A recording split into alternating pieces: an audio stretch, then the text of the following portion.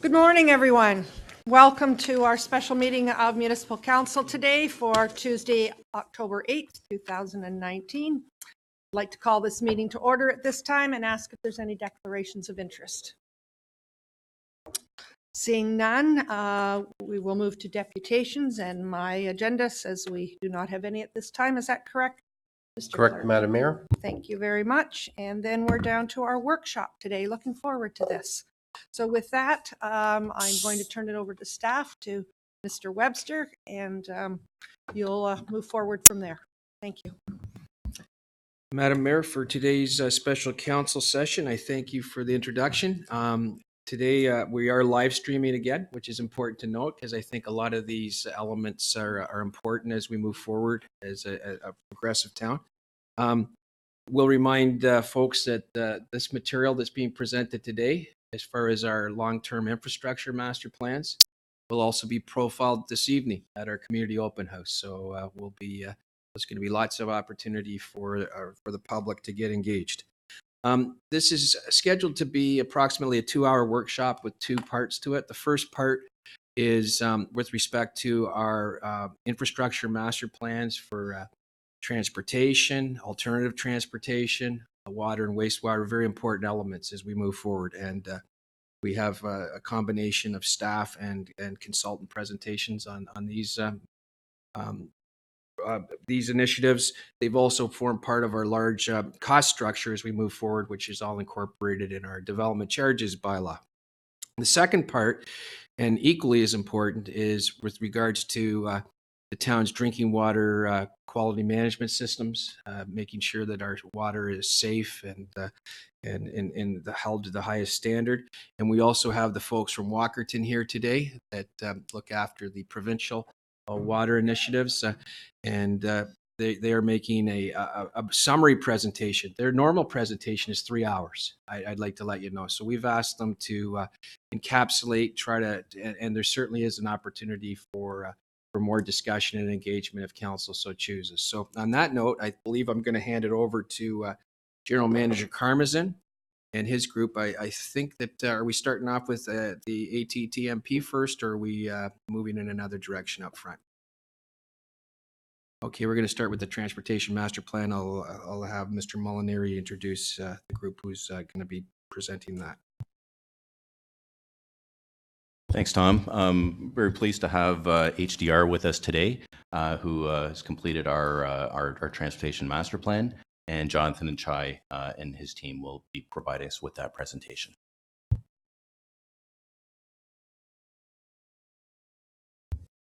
Welcome. Good to have you with us today. Good morning. Oh, this works. Good morning, Mayor and members of Council. I'm pleased to be here with you this morning to present the findings of the town's Transportation Master Plan update. Oh, I'm just going to make sure this works now.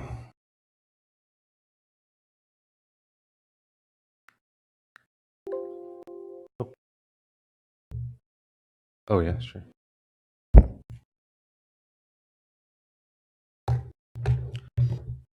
So the slide that you see is just an overview of the presentation. I'll be presenting to you just some of the technical findings of the study. Then I'll get into some of what we heard from the public consultation events, and then I'll get into the recommendations and implementation of this study. So the town's Transportation Master Plan update will firstly update the 2010 Transportation Master Plan.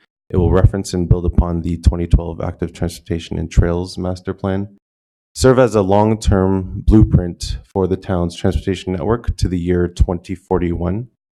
It will focus on multimodal transportation connectivity and accessibility, promoting community prosperity and sustainability, and ultimately to support the town's vision for a safe, accessible, and livable community.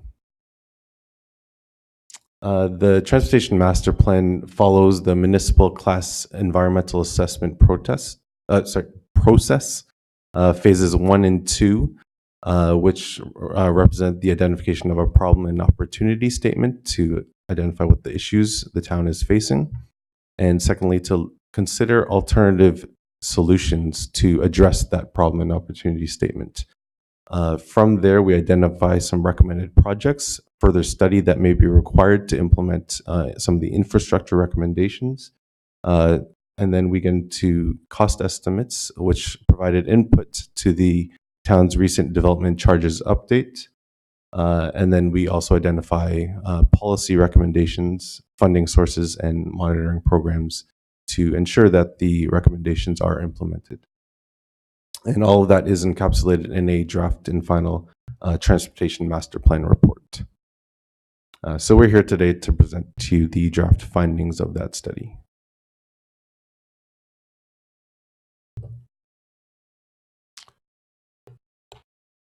Oh, there you go. So the problem and opportunity statement. So the town is planned to grow significantly over the next 20 to 25 years, and this growth will result in more and shorter trips within the town, adding more strain on the town's internal transportation network. So ultimately, we want to support all modes of travel, identify the gaps and opportunities that there are in the transportation system, accommodate growth to 2041 and beyond, support existing and future planned land uses, and ultimately develop a well-integrated multimodal transportation network for the town to accommodate this growth.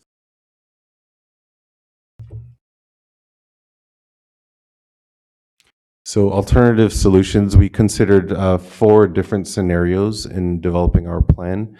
First, we started with a base case, which only considered what is planned or what the funded infrastructure improvements that the province and that the region are planning, and some of the committed funded projects that the town is already implementing.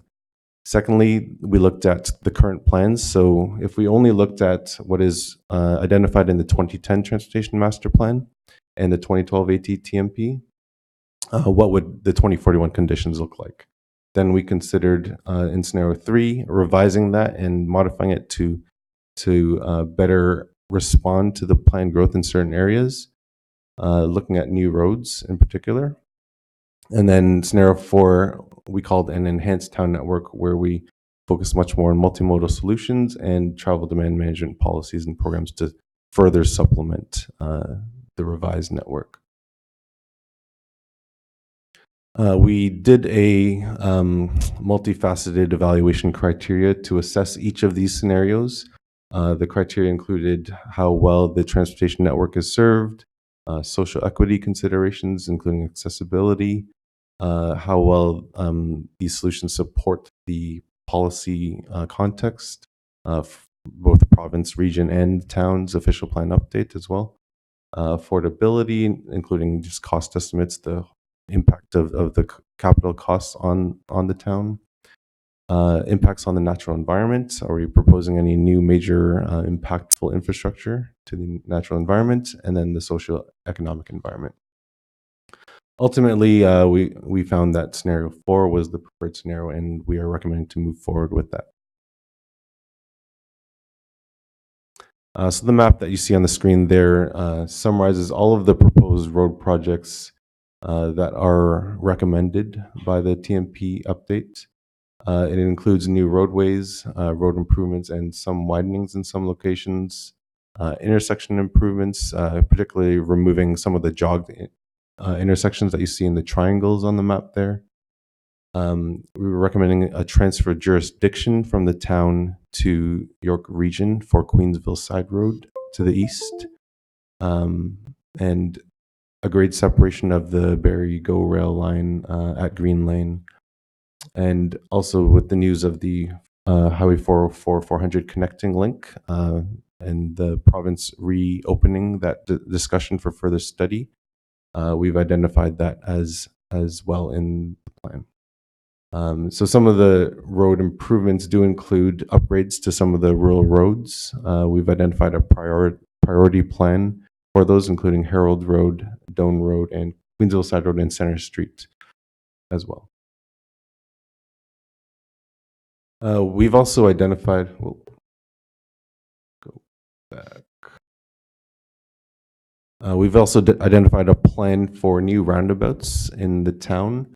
You can see those in the red circles there. And ultimately, roundabouts do have some benefits in terms of traffic operations. They help slow down vehicles at intersections by physically forcing vehicles to slow down.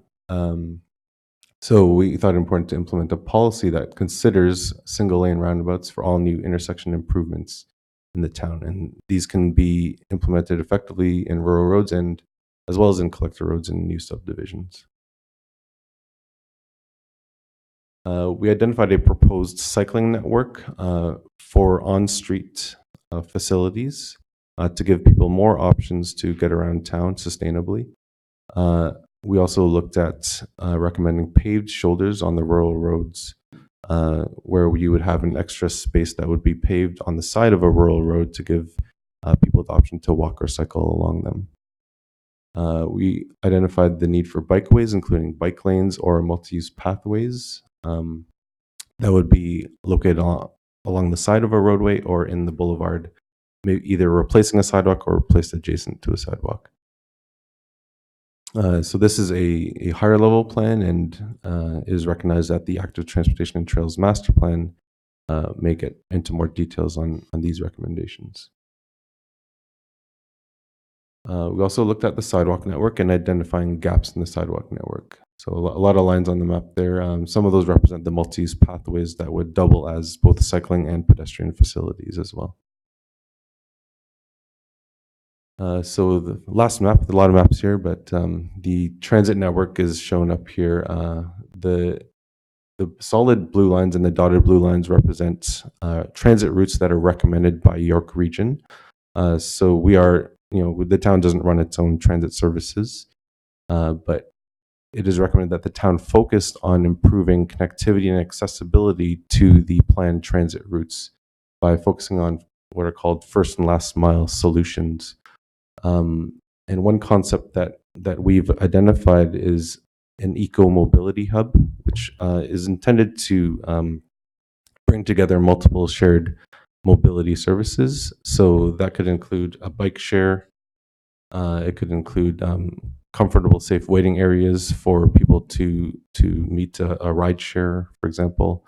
And we've just at a high level identified a plan to implement these mobility hubs at kind of community gathering places. So we are recommending a pilot project to be implemented at the East Gwillimbury GO station as the town continues to grow. We think it's important to provide people with more options to access that GO station in particular, to avoid the situation that you see, particularly in Southern York Region, where you have people basically sprinting off the GO train in the afternoon to get to their car first to avoid the long line to get out.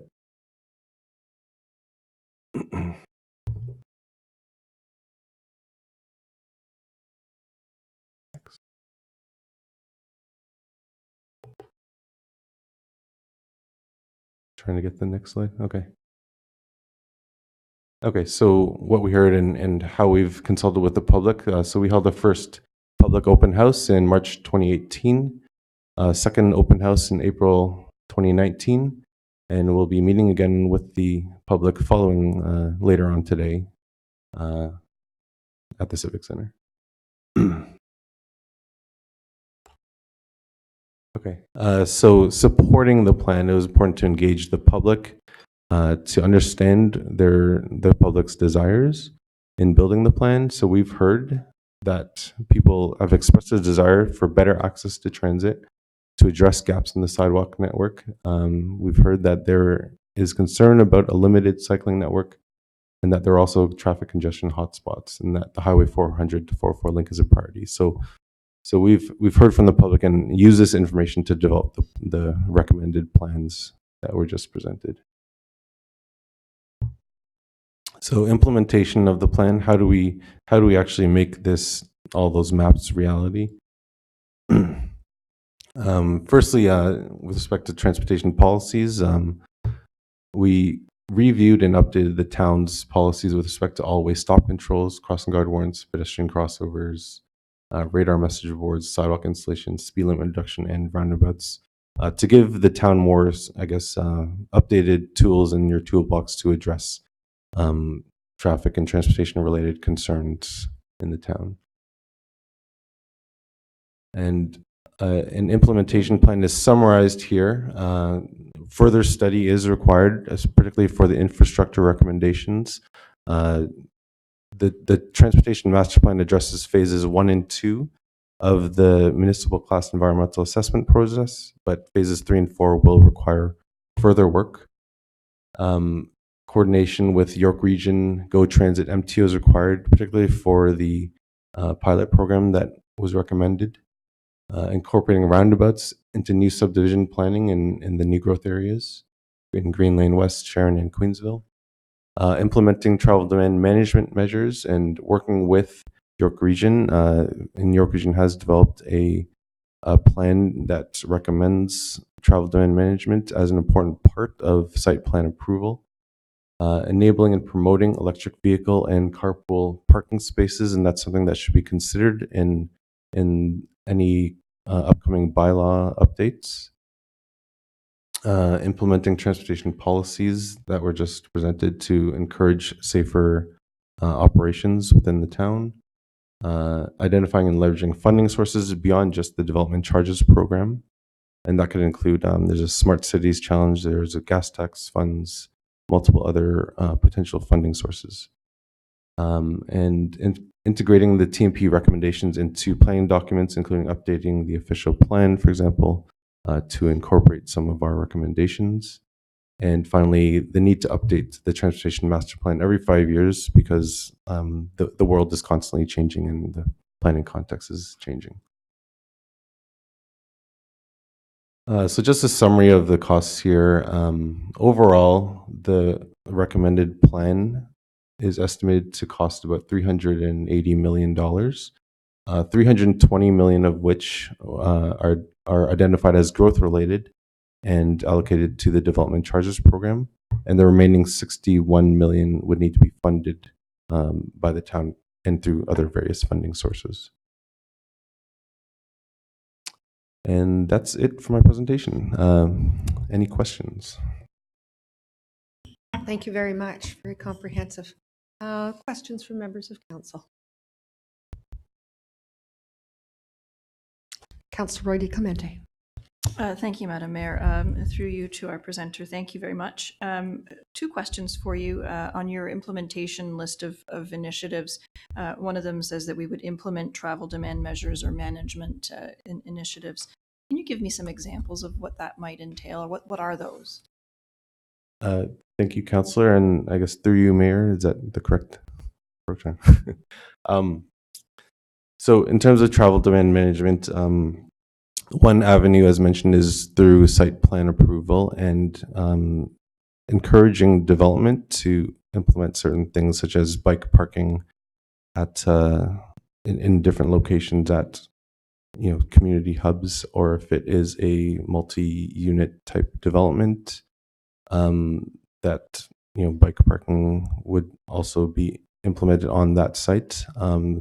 York Region has a checklist of different measures which would be beneficial to encouraging people to take other modes, for example, and supportive of that.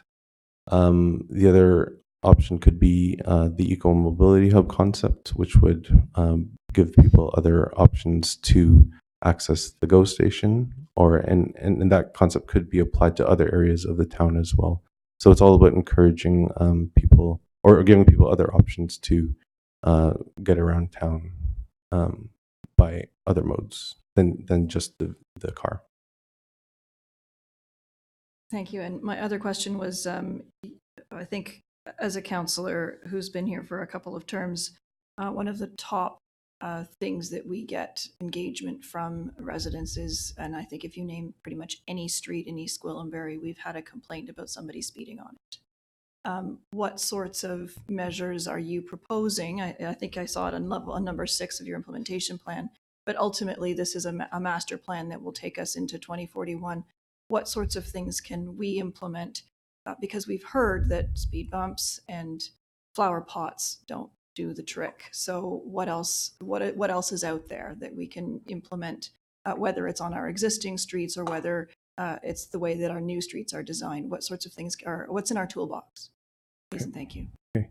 Thank you, Councillor, and through you, Mayor. One of our policy recommendations includes looking at traffic calming measures. So in that policy, we have identified a number of different possible traffic calming measures which could be implemented on town streets. These include curb bump outs, additional striping along roadways to, not physically, but visually slow down drivers, temporary barrier or type bollards, which would also reduce lane widths in certain locations, which could be removed during winter months, for example. So there's a host of different solutions that are contained in that traffic calming policy document, which would speak directly to those concerns to give the town more options to consider to address that particular issue.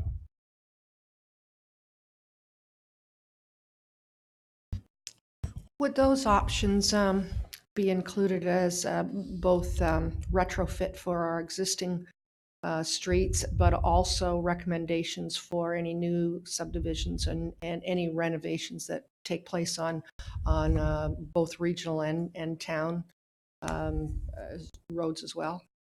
Yes. Sorry. Thank you, Madam Mayor, for the question. Yes, there would be a host of solutions which would be addressable through retrofits or through new subdivisions. The roundabout example would be something that could be implemented through new subdivisions. And the other measures that I mentioned could be retrofits if you are implementing temporary bollards along the street, for example, or something like that. Thank you. Councillor Crone. Thank you, Madam Mayor, and through you to our presenter. This may be a out of left field question.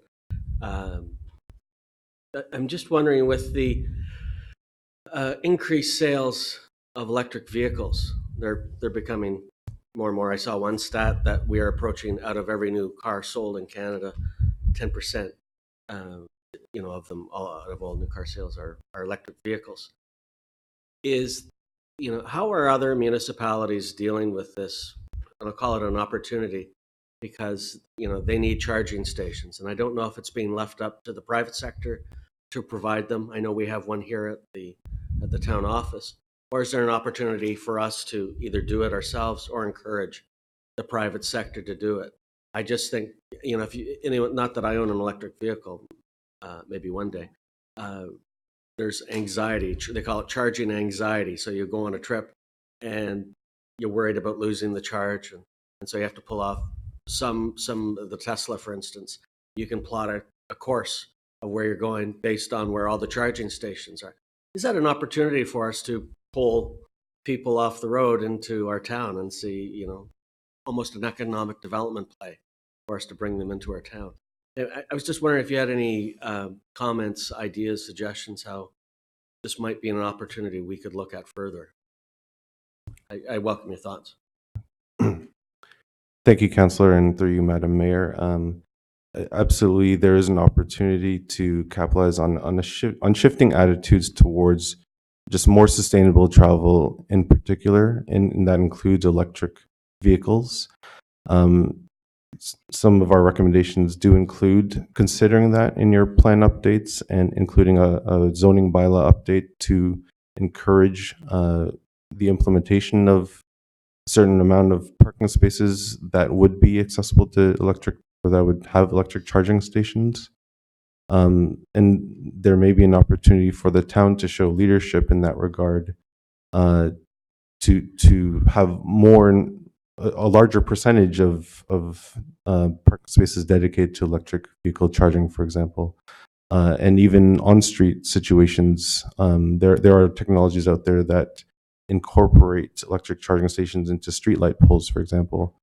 So a lot, it's a fast-moving world. The technology is continually improving. There is fast charging infrastructure out there where a vehicle, I think, can be charged in 20 to 30 minutes or something like that. So I do think there's an opportunity, as I said, for leadership that the town of East Gwillimbury can show through some of the concepts that we've identified in the Transportation Master Plan.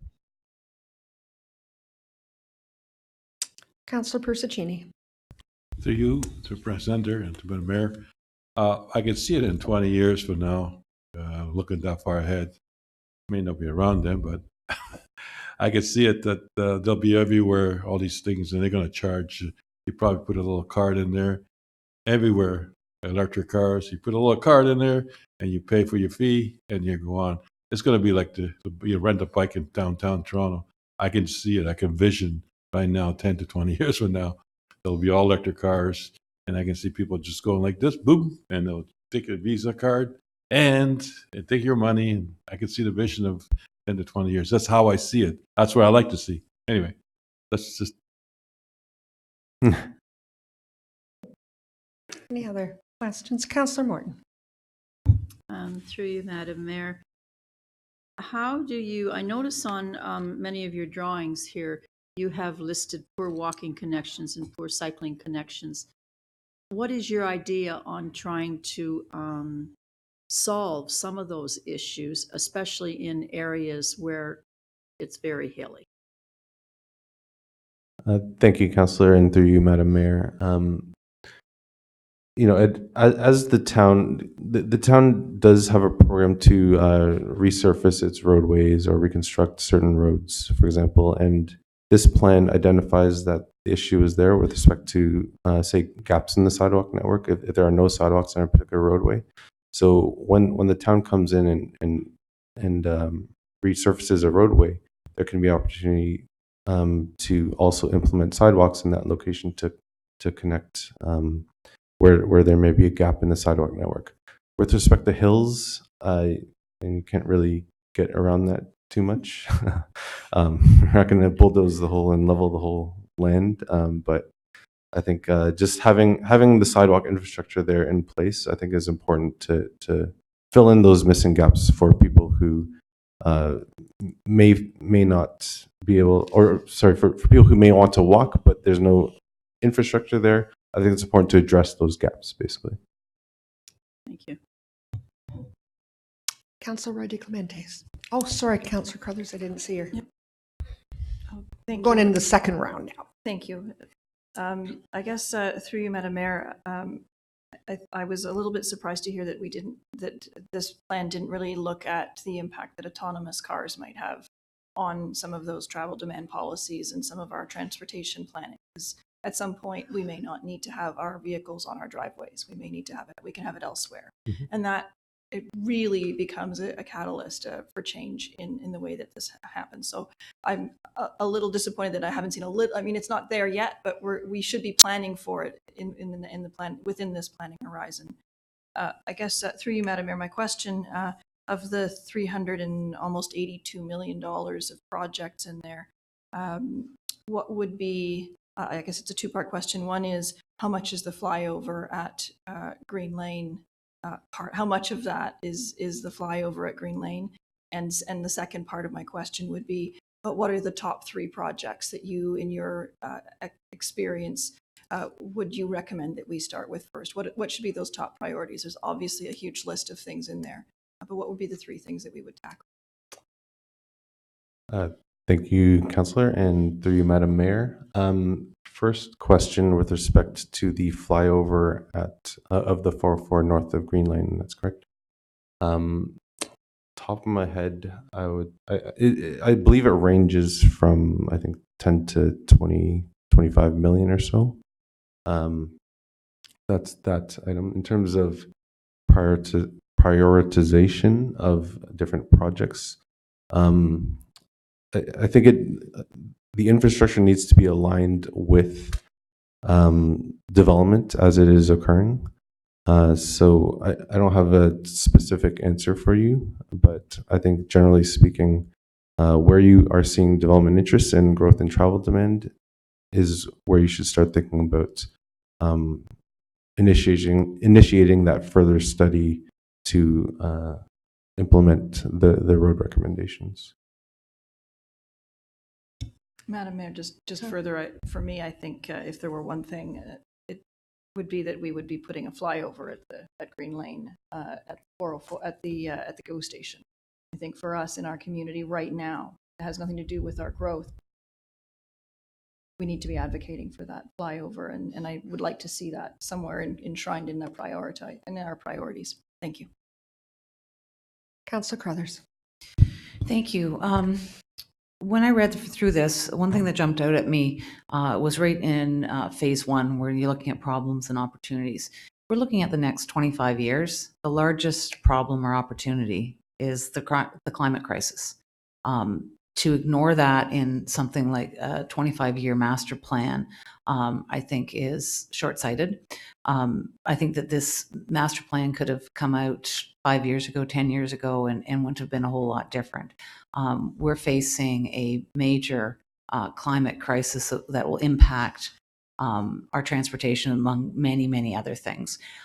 So some of my colleagues have talked about, transit, electric vehicles, autonomous vehicles. We also have the sharing economy.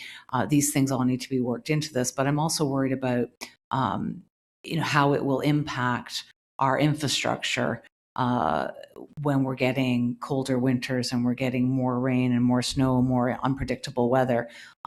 And where is that being looked at in the costing of this, in how we're building roads, that sort of thing. And I think that has to be identified up front in any sort of 25-year master plan, where it impacts us, and what we're doing to mitigate any damages, so our roads are being built in a different way. Obviously, it's going to be more expensive, and also the things to help mitigate the climate crisis, as my colleagues have addressed.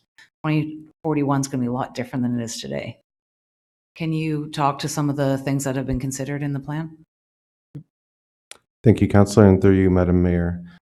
You raise a very important a point. And I will say that in our planning work, I guess we haven't explicitly addressed climate change in particular, but through the planning policies that are set forth that are guiding the development of this master plan, we certainly recognize the need for a more multimodal and sustainable way of getting around, and planning for that, I think, is embedded within our recommendations here, including travel by bicycle and focusing on pedestrians. With respect to, in terms of new road recommendations, I think we see the need for more connectivity in particular, providing more alternate routing options, I guess, in general will help mitigate particularly impactful weather events, for example, or flooding issues in certain areas.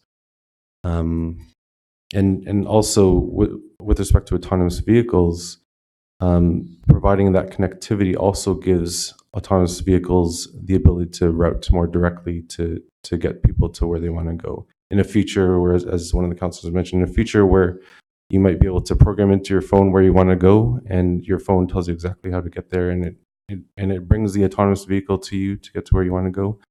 Having those more direct routes, I think, will be important, and I think that's something that we have built into this plan. I hope that helps. Thank you. It does somewhat, but I think it's the way it's set up that it's not even identified as a problem that we need to deal with. And I think that it has to be stated up front that that our municipality understands that we're going to be in a very different place in 2041, not just because of the growth, but because of how the world is changing. And I think with some of the things that we've talked about, I won't list them again, it would be nice to see a scale up towards that, because I think, to Councillor Crone's point about the charging stations, we need a few now, but by 2041, we're going to need a lot. So it'd be nice to see some scale up as we go forward in this. Thank you.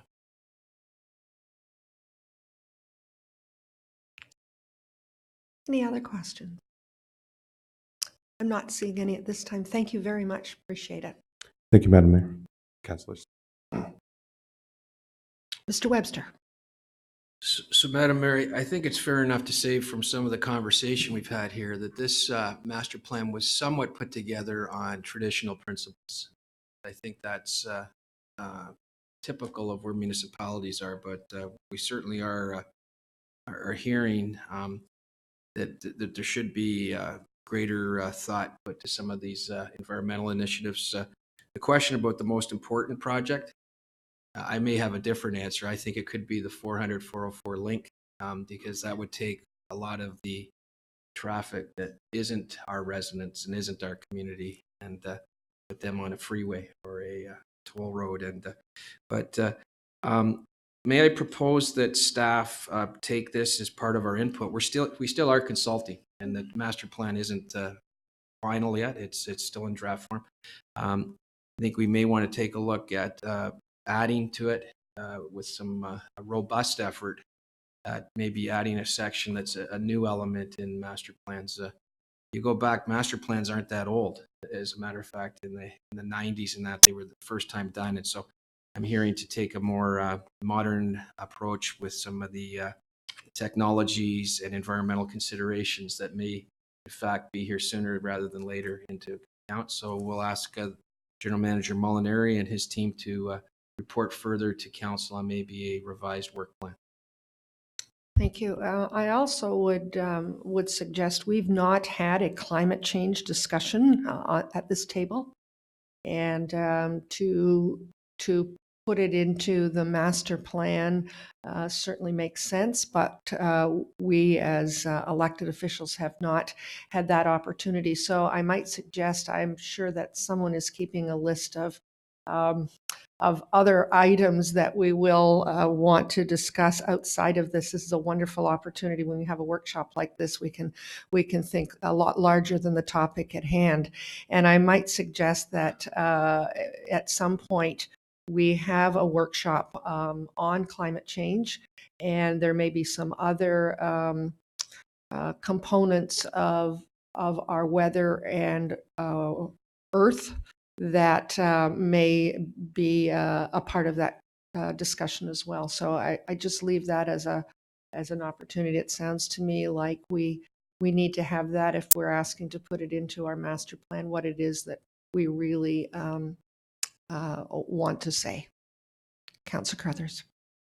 Thank you for that, because the Environment Advisory Committee, that's one of their priorities, is to make a presentation to council, obviously with council's permission, but one of their things they would like to do is to speak in front of council about the role of the municipality in the climate crisis. So maybe we can merge those in together, possibly.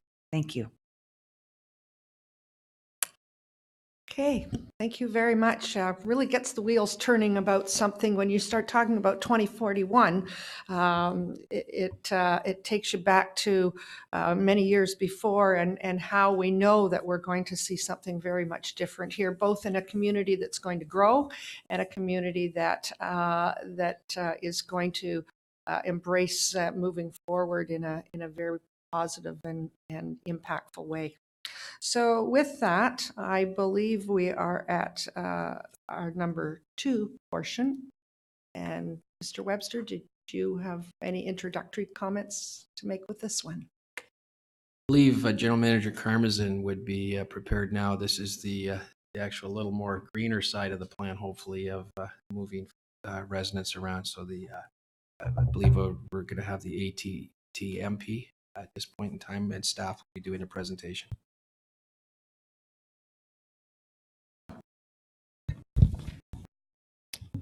Thank you, Tom. Through you, Madam Mayor, thank you to Mayor and Council, residents, and staff for the opportunity today to present this information session on the Active Transportation and Trails Master Plan. The presenters today are Simon Latham, our landscape technician, as well as Frank Mazzotta, our manager of Parks Development and Operations. Both Frank and Simon are liaison on our Trails Committee and are responsible for trails design, construction, operations, repairs, and maintenance. Frank and Simon are going to be providing a brief overview of a refresh to the 2012 master plan, the types of trails and our trail standards, and our community plans, which connect people in our communities to services and amenities within the communities, and our active transportation corridors, which connect people between our communities. As a whole, the ATTMP is a $24 million program over a 25-year duration. I'm very pleased to announce that we are approaching our midterm goal for the program of $12.5 million in capital projects delivered. in a 7-year time span. Lastly, before Simon and Frank present, in 2018, we completed our Health and Active Living Master Plan, where we conducted unprecedented public outreach, surveying over 700 residents. I'd like to highlight that over 80% of our residents use and would like to see further expansion and enhancement of our trail system. So I'll now pass presentation on over to Frank and Simon. Thank you. Good morning, Madam Mayor and members of council. The purpose of today's presentation is to provide information on the town's Active Transportation and Trails Master Plan update. The presentation is going to focus on where we are at and where we are going with the update. There you go.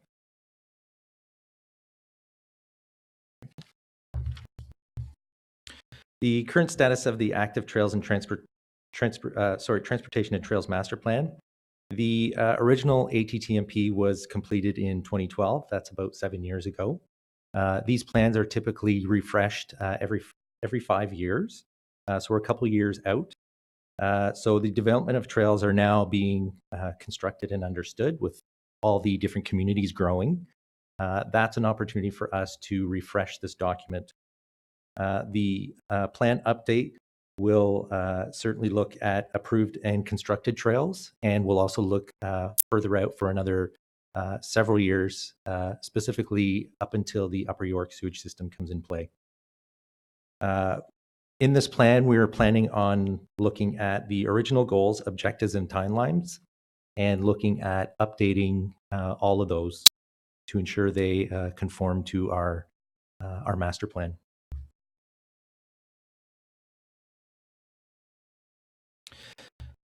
The ATTMP refresh will focus on several different things. There are a couple of new things that we will be focusing on. The update will look at current and future active transportation assets. These assets will look at whether growing specific ones or adding new ones. The facility types, as you can see within the town, there are several different active transportation facility types. Those types are shown on the slide here. We want to make sure that this plan addresses all of them and ensures connectivity throughout all the communities. We also want to make sure that the short, medium, and long-term goals are understood and they are updated as well. As part of this, we have also identified the town's new sign strategy, which was approved by council several years ago. One of the things that we are really looking at understanding and implementing is a trail signage strategy. Through various residents and our Trails Committee, the Committee of Council, we have really want to push the specifics on signage and making sure that it's consistent and that people understand that they are in East Gwillimbury and that they are enjoying the trails within this municipality. As part of that, the implementation of that will look at all of the signage, the types of signage, everything in terms of users, and that will form part of the update. I just want to also note that staff have also begun some of the background items for this plan update. Staff have been looking at updating GIS inventories through all the trails that have been constructed to date. That's quite a big undertaking for staff, and it's been very helpful, which will be brought forward to the consultant in 2020. We're working on the scoped ATTMP RFP draft. We're also consulting with the Trails Committee.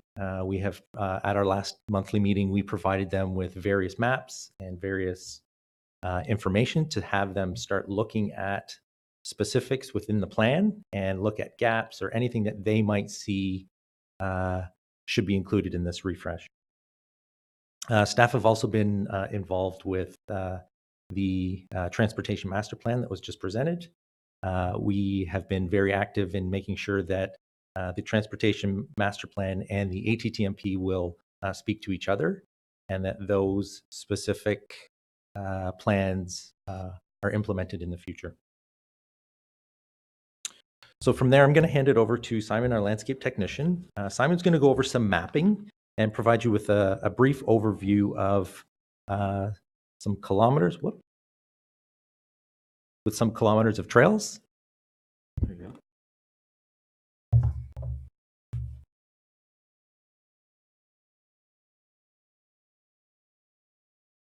Perfect. Thank you, Frank, Madam Mayor, and members of council.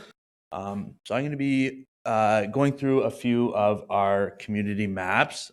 We have 4 maps for each community. So one outlining Holland Landing, Sharon, Queensville, and Mount Albert, and then a town-wide map kind of outlining connections, connecting the different communities. Before I get into each individual map, I just want to kind of outline what's on the map and what it showcases. So we're going to be kind of going through the hierarchy of the trails network.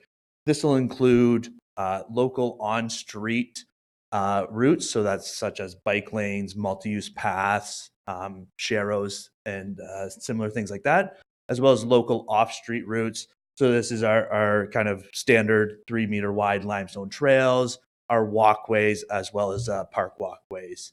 We'll also be going through kind of major on-street corridors, so that's more regional routes connecting kind of communities. So our first map here is the Holland Landing one. Currently, we have 16.3 kilometers of active transportation routes. So this includes the second concession bike lanes, Nokita Trail west of second concession, as well as Simcoe Trail and Anchor Park Trail. Proposed over the next few years, we have 8 kilometers of trails coming online. This includes both off-street and on-street. For example, in West Holland Landing, there's going to be bike lanes along both sides of Dogwood Boulevard, as well as a intensive kind of off-street and on-street trail going through the Wingfoot and Valley Brook development.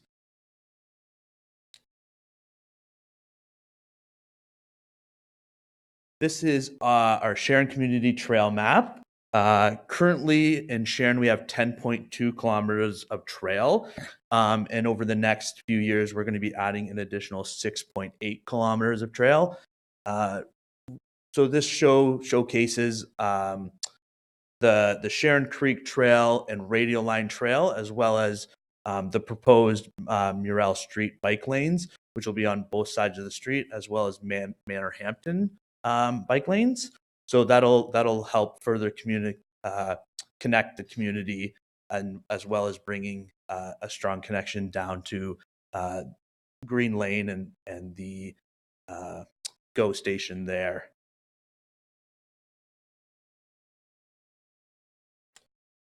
This is our Queensville community.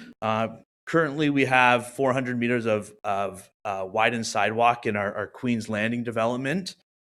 This is over the next few years is going to jump to 6.6 kilometers of trails. We recently opened Valley View Park, so that'll kind of be one of the main trailheads up in Queensville, which will lead through trails all throughout the Valley land there. The dotted line up north is a Evans Farm Lane. It's going to have a bike lane, which will lead out to the second concession cycle tracks. And then lastly, we have the Mount Albert map. Currently in Mount Albert, we have 3.6 kilometers of trails, and we will be adding 1.6 kilometers of trails through development over the next few years. This just showcases our Vivian Creek and Princess Trail. So kind of the trail system going through the green space in Mount Albert there. And our last map, this is our town-wide map. So this is really focusing on the regional major corridors. For example, we have Mount Albert Road, Queensville Side Road, and a few other ones such as Doan Road. So this map just kind of showcases our routes that we've been working closely with York Region to implement. And once again, this is really bringing the various communities together through active transportation.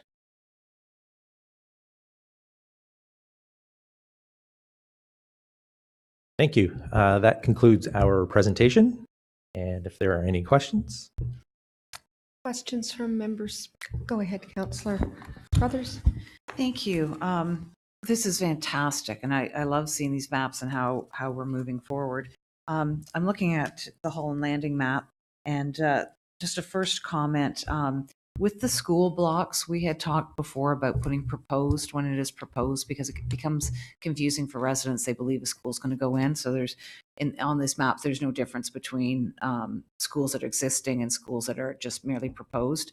And we know that the school board will propose a bunch of schools and only build one of them. So if we can just make sure that in future mapping, if a school is not there, we put proposed. I would appreciate that.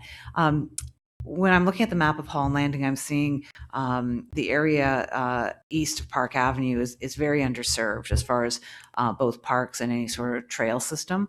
I know we don't own that land there, but it'd be nice going forward to look for some green space up in there. If you see where I'm talking about on there, the whole area west of Park Avenue. And then my other comment was about connecting the Ridgeview area with the rest of Holland Landing. We have this great Nokita Trail coming right out at Mount Albert and Yonge, and it'd be nice if people could go from there into the Ridgeview area, and there doesn't seem to be a logical link there, so that link would be nice at some point in the future. And then one final comment, the proposed corridor coming down Yonge Street and going around the bend there, that's a very sharp bend and steep, and we've had accidents there, and that I wouldn't want to be putting bike lanes or walking paths in there. I'd rather have it go up Old Yonge just because of the danger of that curve there. Thank you very much. Thank you for the suggestions. Anyone else? Councillor Roy de Clemente. Thank you, Madam Mayor. I guess I'll start with the Holland Landing map since we've got that in front of us. For me, the Ridgeview area, while there is internal stuff, there isn't a lot of connection to the outside world, I guess. And I know in the past, during my time on the Active Transportation and Trails Advisory Committee, there had been some talk about how do we get those folks down to the amenities that are down at Green Lane. And so what's the safest way to do that? So that sort of dovetails with what Councillor Carruthers said.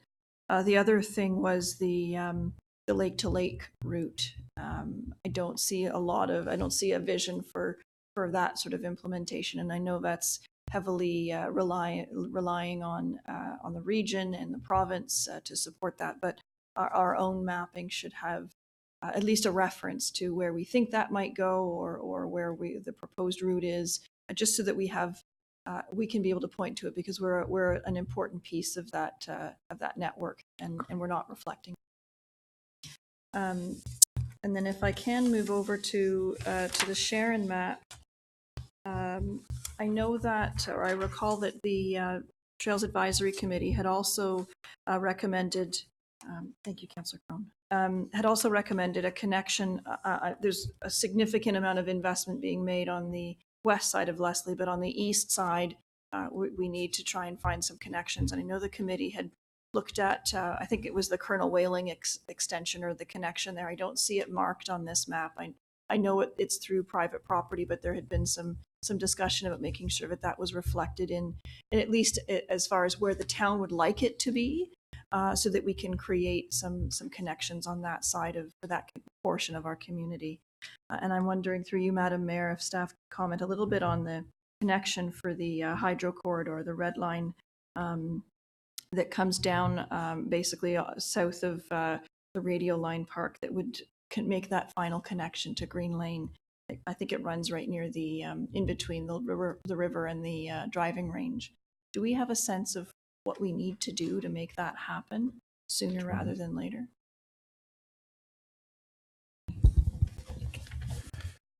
Through you, Madam Mayor, that particular area of trail through South Sharon would typically be contingent upon the development in the adjacent community. That development would come online with Upper York, the Upper York Sewage Solution. However, staff are looking at that key connection point as a possibility of advancing that development with some concepts that we could present back to council.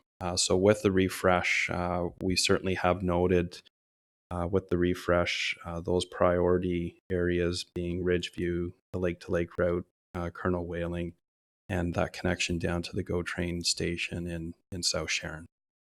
So there are, with each of those particular trail connections, there are particular challenges, and but we have identified them, and they are on staff's priority list. And with the refresh, we hope to address them and have some strategies for not only identifying them, but then delivering upon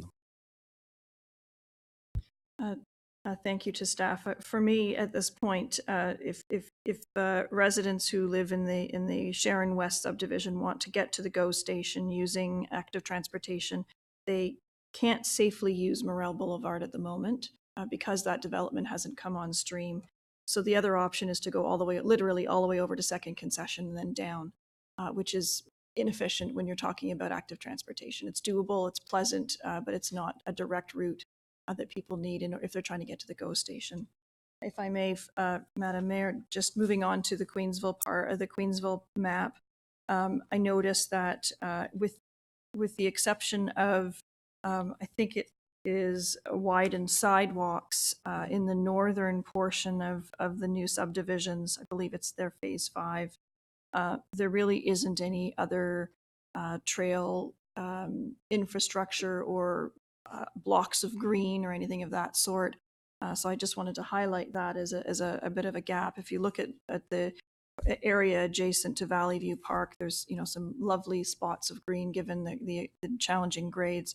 But if you go north into that subdivision, there's, other than a proposed bike route on a road or a widened sidewalk, there isn't any place to go walk in nature or a park.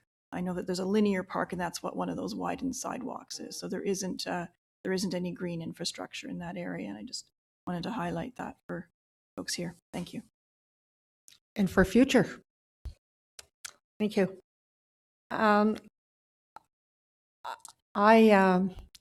know that over the years we've heard some discussions in the community about the abandoned railway beds, and I know that has popped up many years ago, and it's popped up again. We're blessed to have 70% of our community green, but it also provides challenges for our community on Highway 48 in Mount Albert and trying to connect. I know we've got trails and whatever in that area, and there are roads, but has there been any discussion more recently about the abandoned rail beds and the possibility of starting to work on those? Answer to the question, we have not proceeded with any other discussions at this point. We are working with Georgina and their manager of parks to understand where we left off in terms of acquiring the land possibly. We did put in a recommendation to the province that if they were going to surplus the land, that they would contact us first. They have not done so as of yet. I believe as a trail system, I think Georgina and certainly our staff understand it. It's definitely an opportunity, and we would certainly bring that to council if it was brought forward as surplus land, and we would certainly update through a report to council.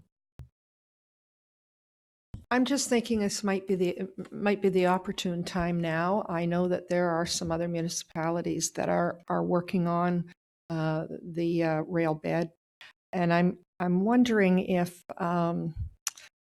we always have a workshop works into another workshop with topics again, and I'm wondering if we could take some time at some point and bring council up to speed on exactly what it is that we want, what it's going to take to make it happen, and perhaps it should be on our priority list of, maybe it's not going to happen today, but we're talking about 2041. And I really think that it's a wonderful opportunity to include, trail systems and bring Mount Albert closer to the rest of our communities long term. If the Premier now is talking about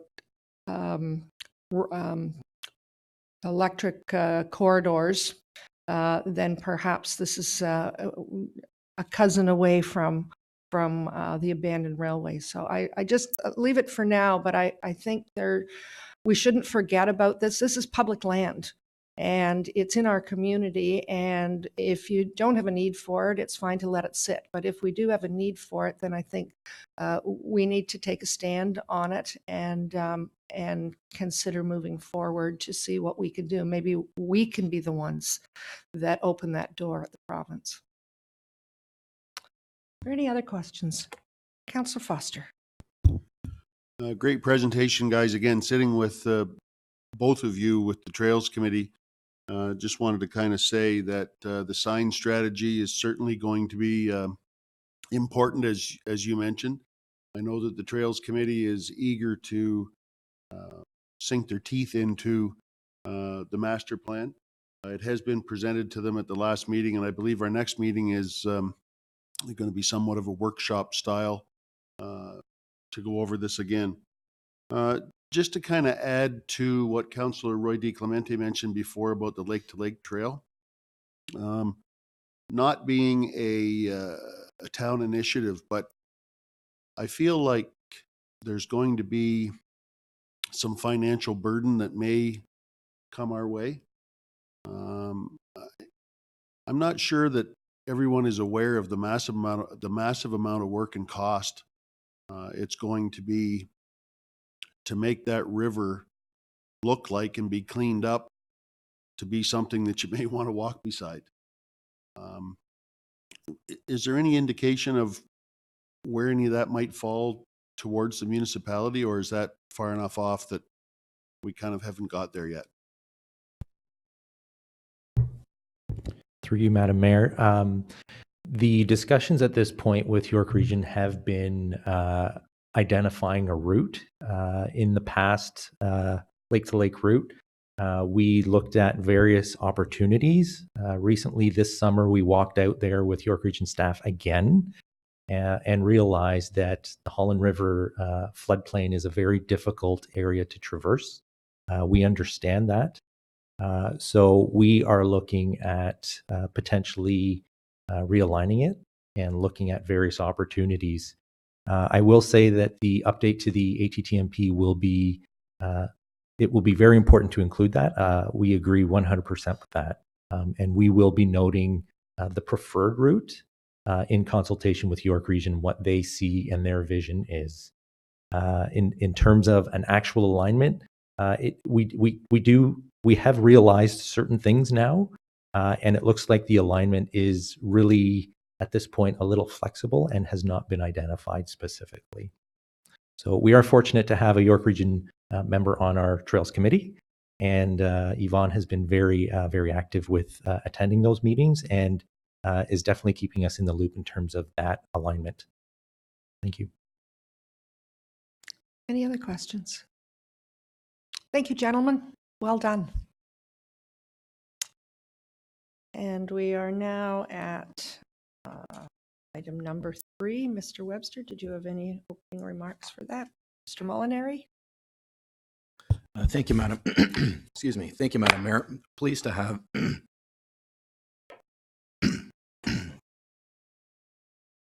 Thank you. All right, I'll try and get it out. Pleased to have WSP, our project managers, with us today and to provide an overview of the Water Wastewater Master Plan. We have Mazahir Aladina here. Thank you. Welcome. Good to have you with us today. Thank you, Madam Mayor and members of Council, for this opportunity to present the findings of our Water and Wastewater Master Plan, which we have been undertaking for the last 2 years now.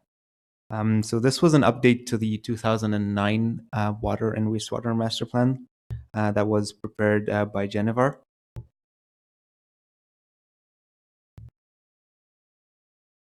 So diving right into it, the purpose of the project was because of the expected growth in the town of East Gwillimbury during the next 25 years, there was a need to provide safe and reliable access to drinking water, as well as collection and pumping of the wastewater. So in terms of the master plan process, the first step, as was mentioned previously in the transportation master plan, is to identify the problem statement. So we frame that in terms of the growth that's expected in the town during the next 25 years. The actual planned growth coming from the provincial forecasts are quite significant for the town of East Gwillimbury. So we see that the population is expected to grow from the current 25,000 or so up to 100,000 plus in the next 25 years. This is the same for the employment, which is currently sitting at about 9,000 and is expected to grow up to about 45,000. The current master plan takes this provincial estimate and provincial growth forecast and builds that into the water and wastewater infrastructure required to service this growth. The settlement areas that would be expected to accommodate this growth would be the Green Lane West, Holland Landing, Sharon, Queensville, and Mount Albert areas. So the rural areas were not considered as part of the servicing of the water and wastewater master plan. In terms of the municipal Class EA process, the water and wastewater master plan was completed using approach 1 of the Class EA master planning process, which basically implies that we carry out a broad level of assessment and provide recommendations for projects. And where specific Class EAs or further studies are required for certain projects identified as Schedule B projects or Schedule C in certain cases, these would be completed closer to the time when the actual project is being implemented and would require further study.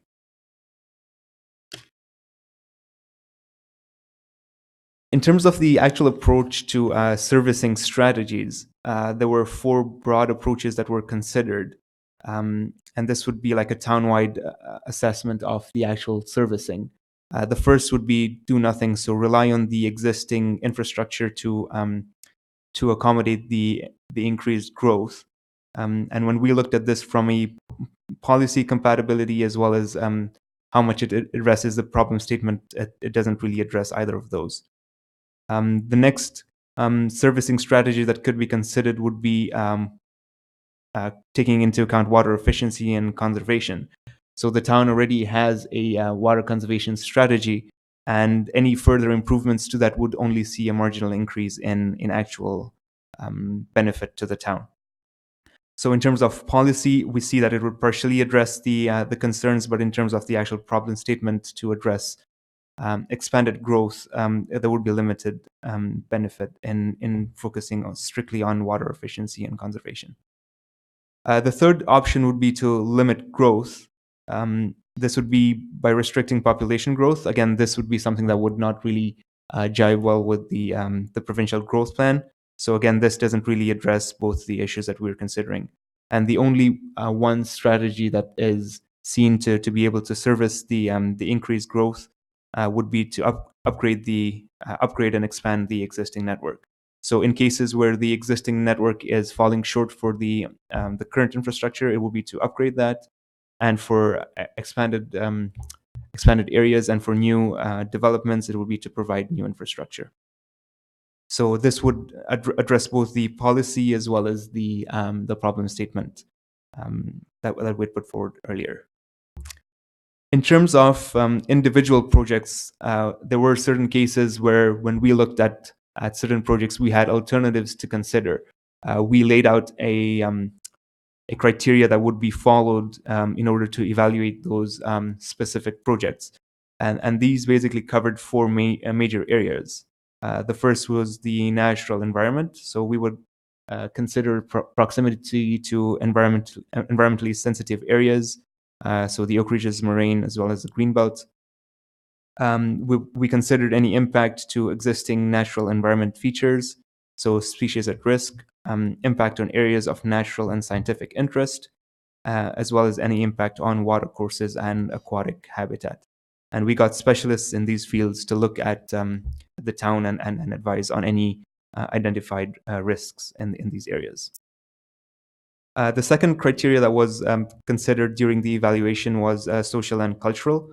So this would be considering impact to water quality, built heritage areas, and any areas of archaeological importance, as well as any aesthetic impacts on existing and proposed development.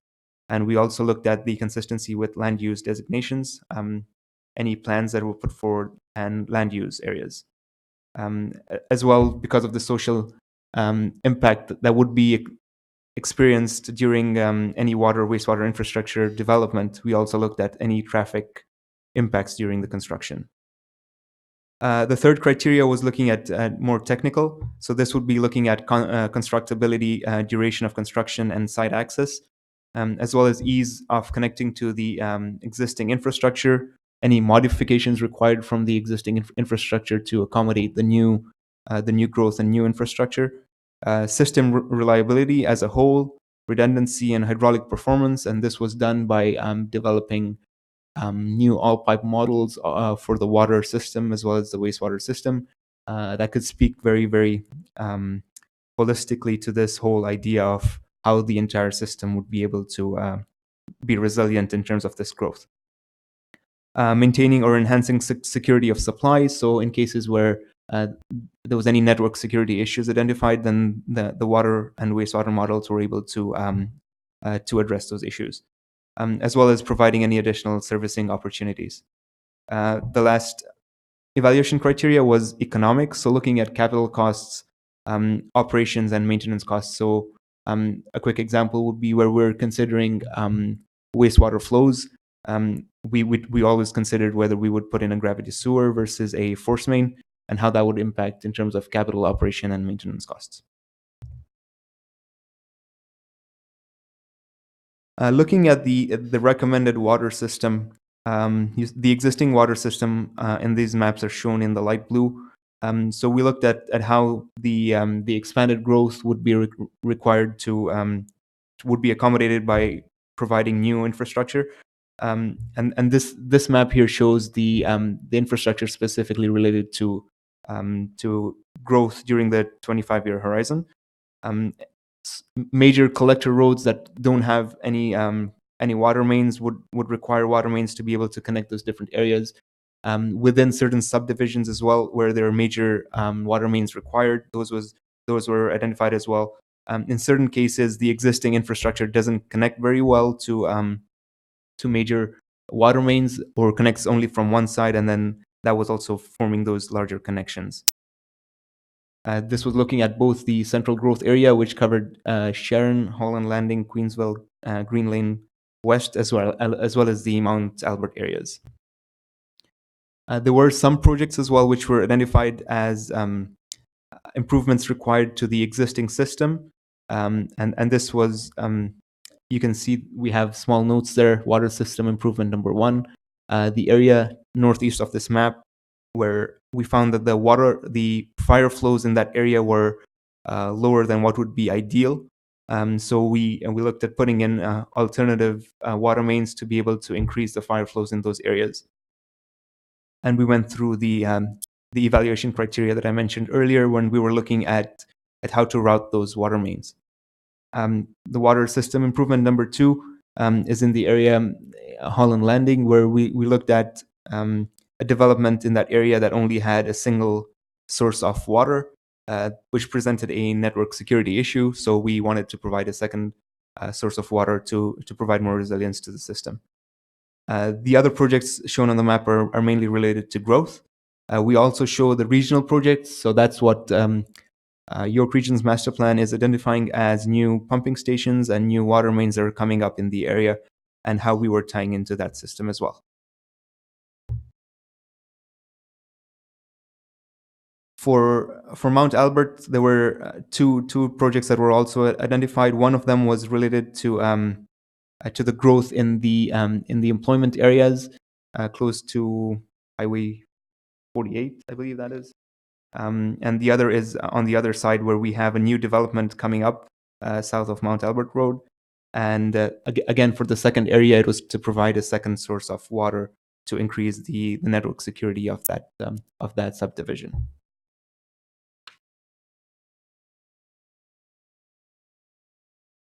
Looking at the wastewater system, the existing wastewater system was found not to surcharge in any areas if operations and maintenance was continued on a regular basis. So we identified certain areas within the system that required more focus in terms of operations and maintenance, and that's identified in the red lines on the map. And our analysis through the wastewater model showed that if those areas are regularly flushed and maintained, then we shouldn't require any upsizing of any of those sewers. And so in general, the wastewater system, if properly maintained, shouldn't require any upgrades to service the existing areas. In terms of new areas, there were a bunch of projects that emerged to be able to accommodate the expanded growth, and this ranged from putting in new pumping stations, new force mains, as well as gravity sewers. As was the case with the water system, we looked at different alternatives for how to route those new sewers, new force mains, as well as when we could avoid using force mains and replace those with gravity sewers and save the town in the long term in terms of operations and maintenance costs.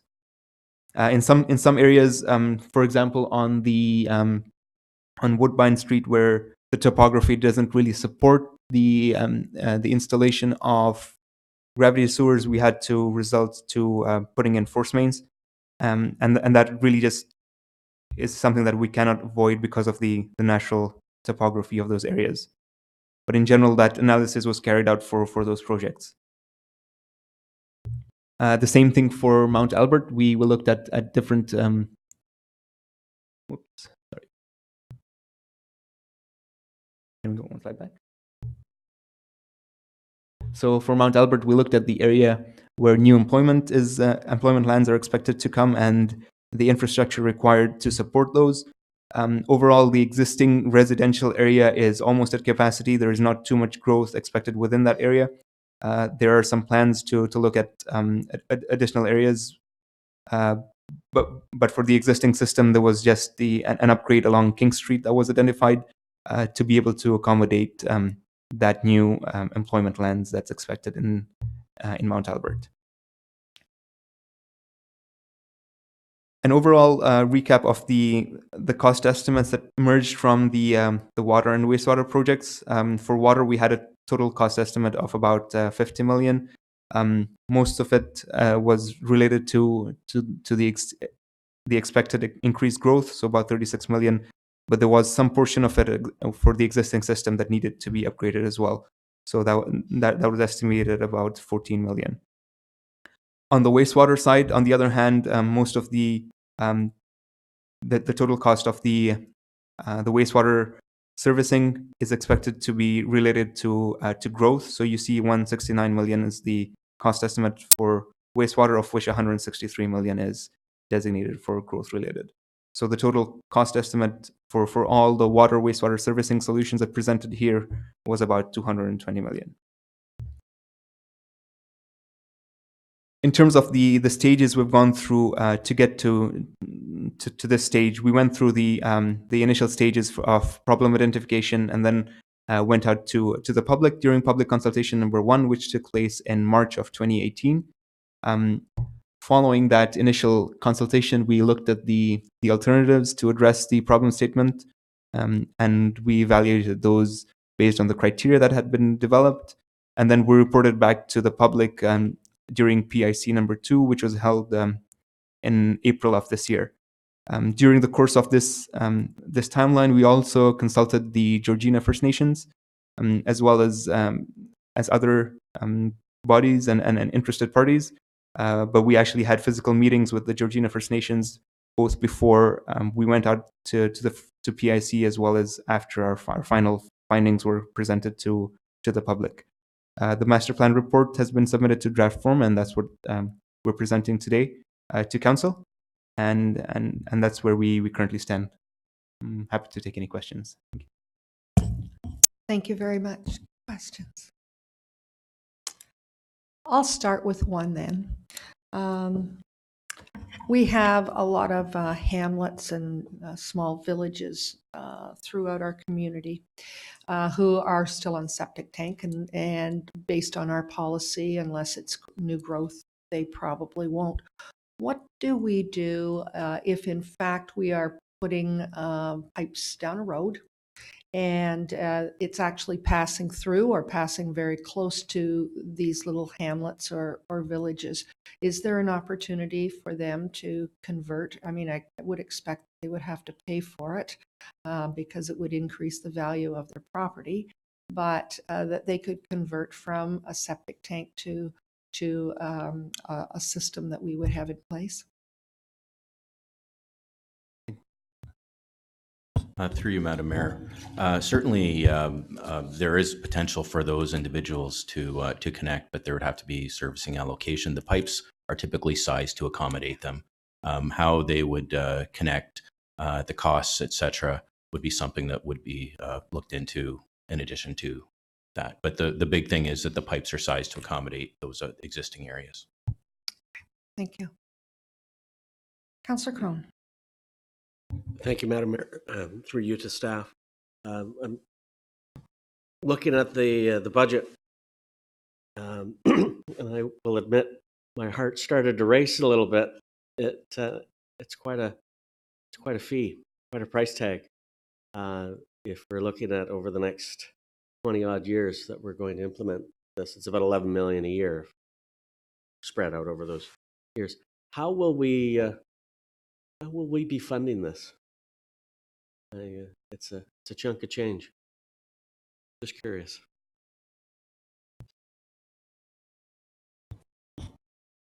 Madam Mayor, through you. So this is part of our, as the presentation indicated, a lot of that is growth related. So it'll be funded through our growth related DCs and so on that would be the bulk of it. However, there's still a sizable amount. I think in this presentation, you saw a number of 19 million. I think I saw in the roads presentation a number of over 60 million. So those would be funded from taxes and other fees, water and wastewater rates, for example, and other fees. Those would be the sources of funding.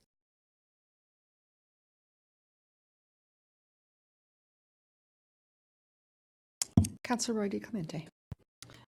Thank you, Madam Mayor. Through you to our presenter, I guess two questions. As far as the projects identified, it's my understanding that the region is drilling a new well on Green Lane, but I don't necessarily see any infrastructure projects that would be connecting us to that regional water system.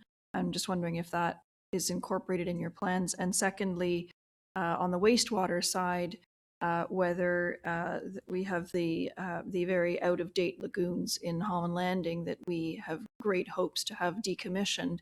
Are there projects associated with upgrading or updating our wastewater infrastructure in that area in order to be able to accommodate the YDSS, using the YDSS rather than the lagoons? So there's two projects, and I'm wondering if they've been incorporated into your plan. Thank you, respected councillor, and through you, Madam Mayor. The first project that you mentioned on Green Lane, I'm not personally aware of that, so that's something that we would have to look into, and we can get back to you on that. On the second one, on the lagoons, definitely that's something that was considered as part of the project. We looked at the staged expectation of growth in terms of the water, in terms of the wastewater system, for where we have the WRC coming in online at some stage during this 25-year process, and the infrastructure has been sized to be able to accommodate that. So the existing regional infrastructure, which WSP was also involved in, has been sized to do that, and our kind of the town infrastructure that's feeding into that regional infrastructure has also been sized in a way that can accommodate flows in either direction. So depending on how the province decides on the way to move forward regarding the WRC, we were equipped to deal with that. Councillor Carruthers. Thank you. I'm a little bit alarmed to hear that the lagoons might be there for another 25 years, which is what it sounds like you're saying. That with the WRC coming online sometime in the next 25 years. What if it is 25 years or 20 years? We have to do something about those lagoons sooner. We can't wait that long. And I think any plan that's looking at wastewater has to take that into consideration. I know we've had many discussions up here about it, but those lagoons stink and they are a stain on our town, and we need to be doing something about that. I know I've spoken with staff many times about what we can do as far as reducing the smell or getting those offline. But I don't want to leave that comment just hanging there unchallenged, that those lagoons will be there until the WRC comes online. I think they have to be gone before that, especially if it's going to be up to 25 years before that happens. That's just not acceptable to the residents of Holland Landing.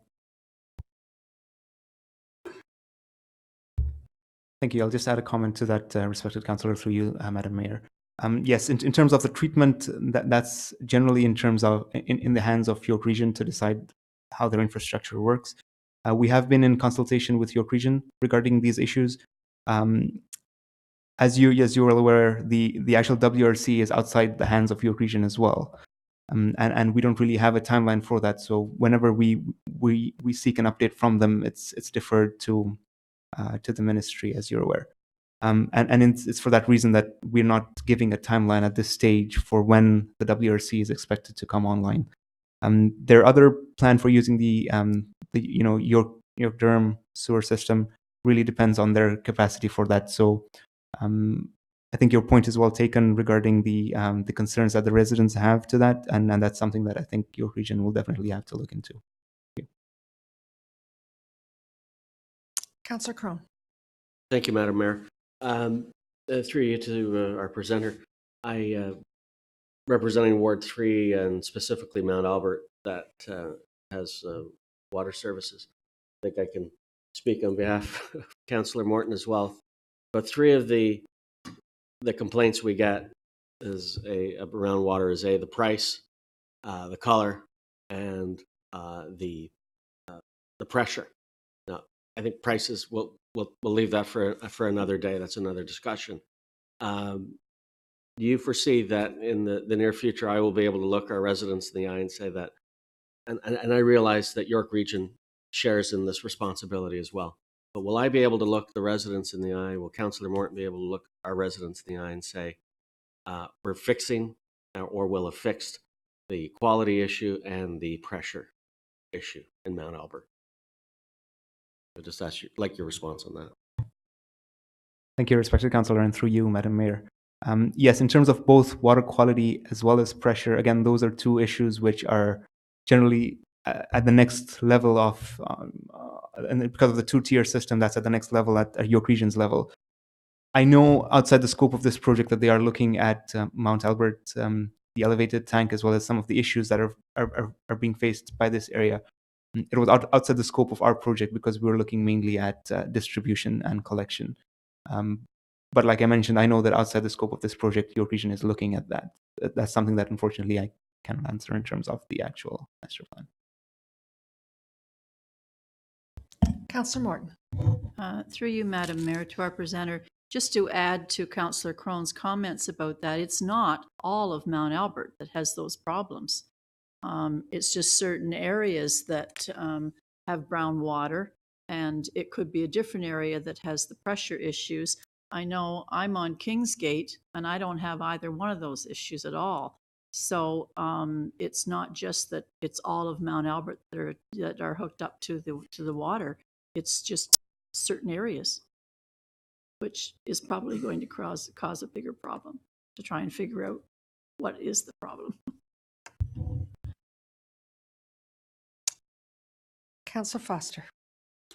Just a question to staff more than the presenter.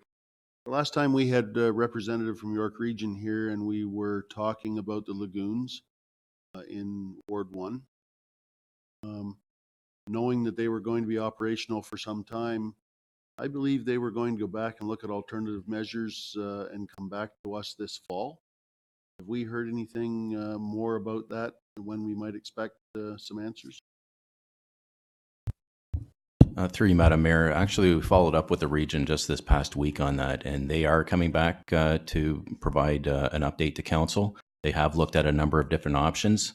They've had a consultant looking at it, and they have a report that's being prepared in that regard. So we hope to return to council with some information this fall. Not seeing any other questions. Thank you very much. Mr. Webster.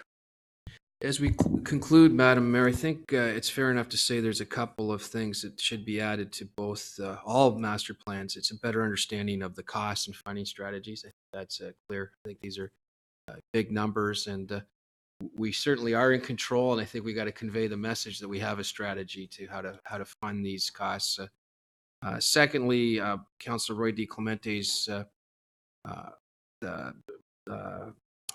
examination of the employment land servicing, and I think that is really a critical element. I think all of our staff team does as well, and I think that's got to be prioritized a little much more in this, as far as how we make all of our employment lands shovel ready, and as we certainly have attracted a lot of residential growth. And the third element, particularly for this initiative, is the Upper York system. The last advice we have is not 25 years, it's actually 2027 is the operational date, dependent on the approvals from the province and alternatives, as Councillor Foster brought forward, that we were committed to review with the region. So those are some follow-ups, not all of them, but I think we will report back. And again, I remind folks that these are just draft master plans at this point. We'll make sure that we get better and fuller information as they progress along. Thank you. And with that, we are at number 4, and that's the Water Distribution Operations Standard of Care and Walkerton Clean Water Center as a presentation.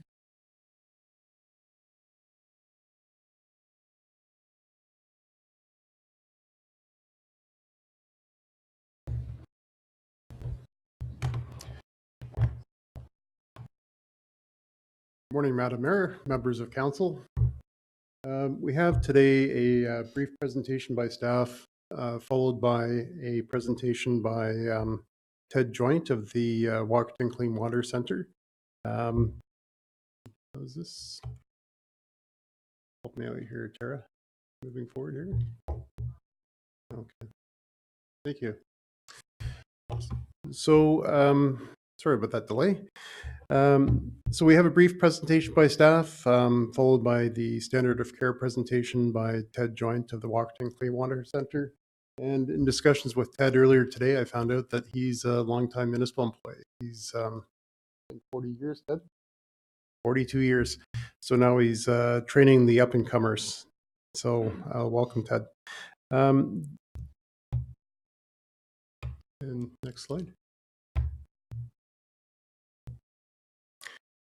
The water division within the operations department is the accredited drinking water authority, which operates all the town's drinking water systems. We're responsible to deliver safe, clean drinking water in accordance with all of the regulations, and there's a lot of provincial regulations that we have to follow. The team consists of 10 full-time positions, which provides the drinking water services as well as the wastewater collection services. And the team itself, we've got an excellent balance of young technologists and veteran water operators. Find the water and wastewater team has, I guess, approaching 175 years of experience. So pretty much anything that comes along, our team, I'm confident, can address. For the presentation today, we've got Mr. Dave Dodwell. He's going to provide an overview of our systems, the roles and responsibilities. Dave's been with us now for 6 years. He's an environmental technologist, and he's also a certified water quality analyst. Following Dave will be Amy Klein. She's one of our licensed water and wastewater operators. Amy's been with us now for 4 years, and Amy's also an environmental technologist. Amy will be providing an update on the water meter changeout program. She'll also be going over the physical model that we have before council today. And she'll also provide a sample of the chlorine residual sampling that our staff do on a daily basis, several thousand times a year in every one of our communities. So with that, I'm going to hand the podium over to Dave. And after the staff presentation, we're welcome to ask any questions, and we'll try to answer those for council.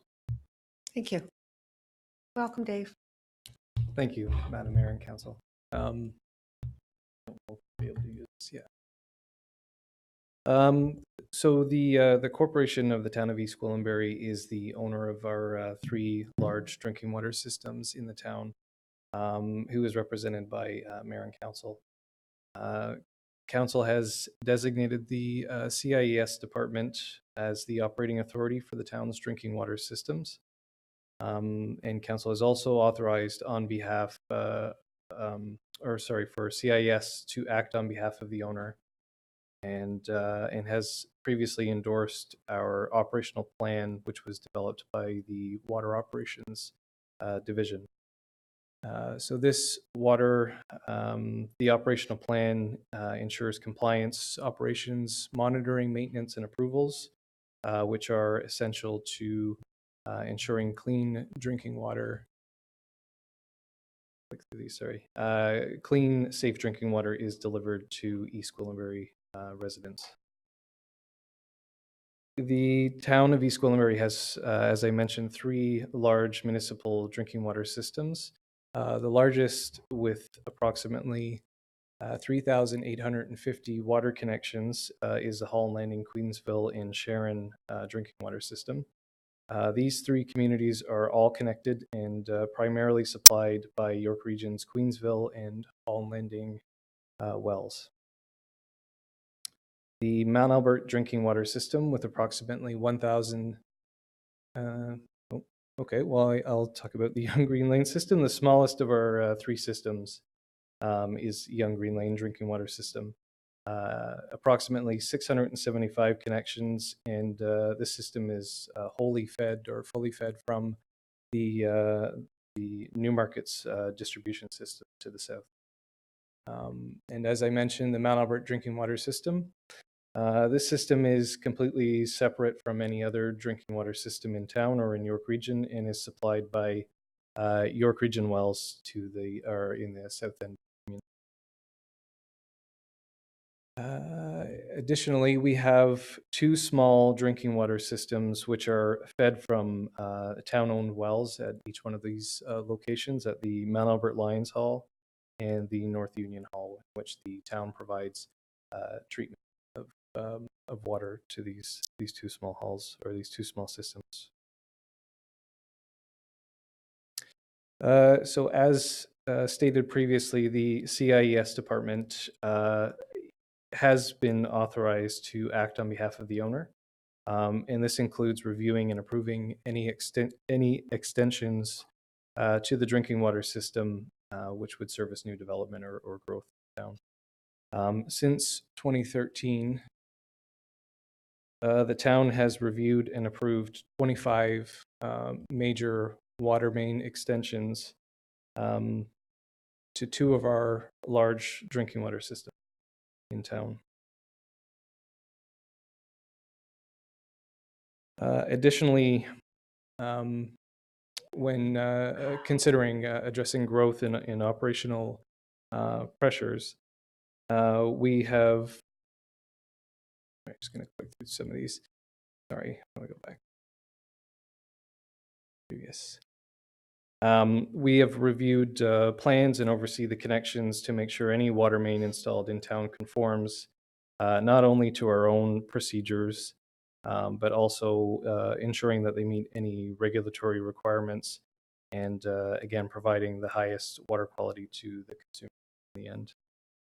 We also manage a variety of contracted services in new development areas and recover any associated costs. So overall, the current state of our infrastructure is in very good condition. We are, however, as we've kind of mentioned in some of the previous presentations, working with York Region to improve aesthetic concerns related to iron in the Mount Albert drinking water system and chlorine residual challenges in the Bales Drive industrial subdivision, part of our HQS or Hull Landing Sharon system. And with that, I'll hand it over to Amy. Thank you. Thank you very much. Welcome, Amy. Thank you.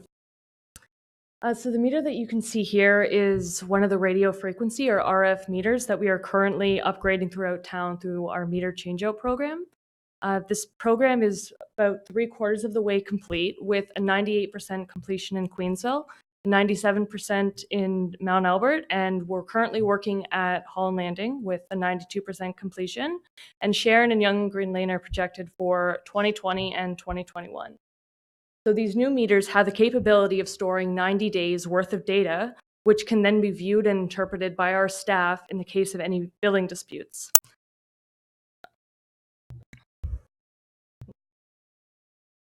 Okay, so we are also able to read these water meters remotely from the street rather than having to go up to the building to manually read them.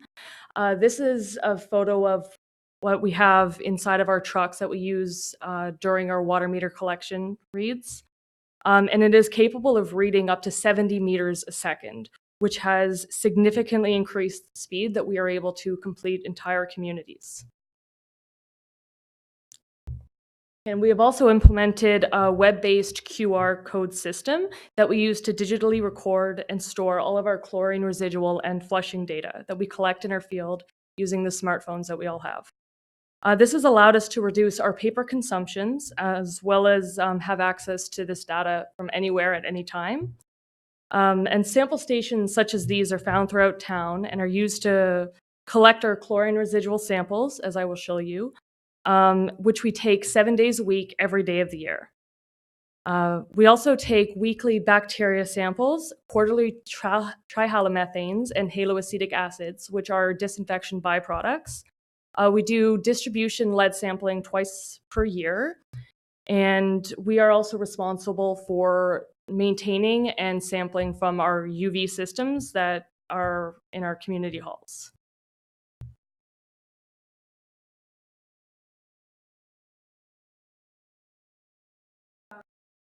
Just water that I have collected from Mount Albert this morning when I was going out and just doing some of the residuals. So just as it's clear, and we insert our free chlorine reagent, and we give it a shake, and as you can see, it instantly turns pink. It turns pink right away because Mount Albert is one of our free systems, and instead of having the combined and the free chlorine, we just have straight free. And we take all of our reads through our chlorometer, which I have right over there on the table. Okay. Sure.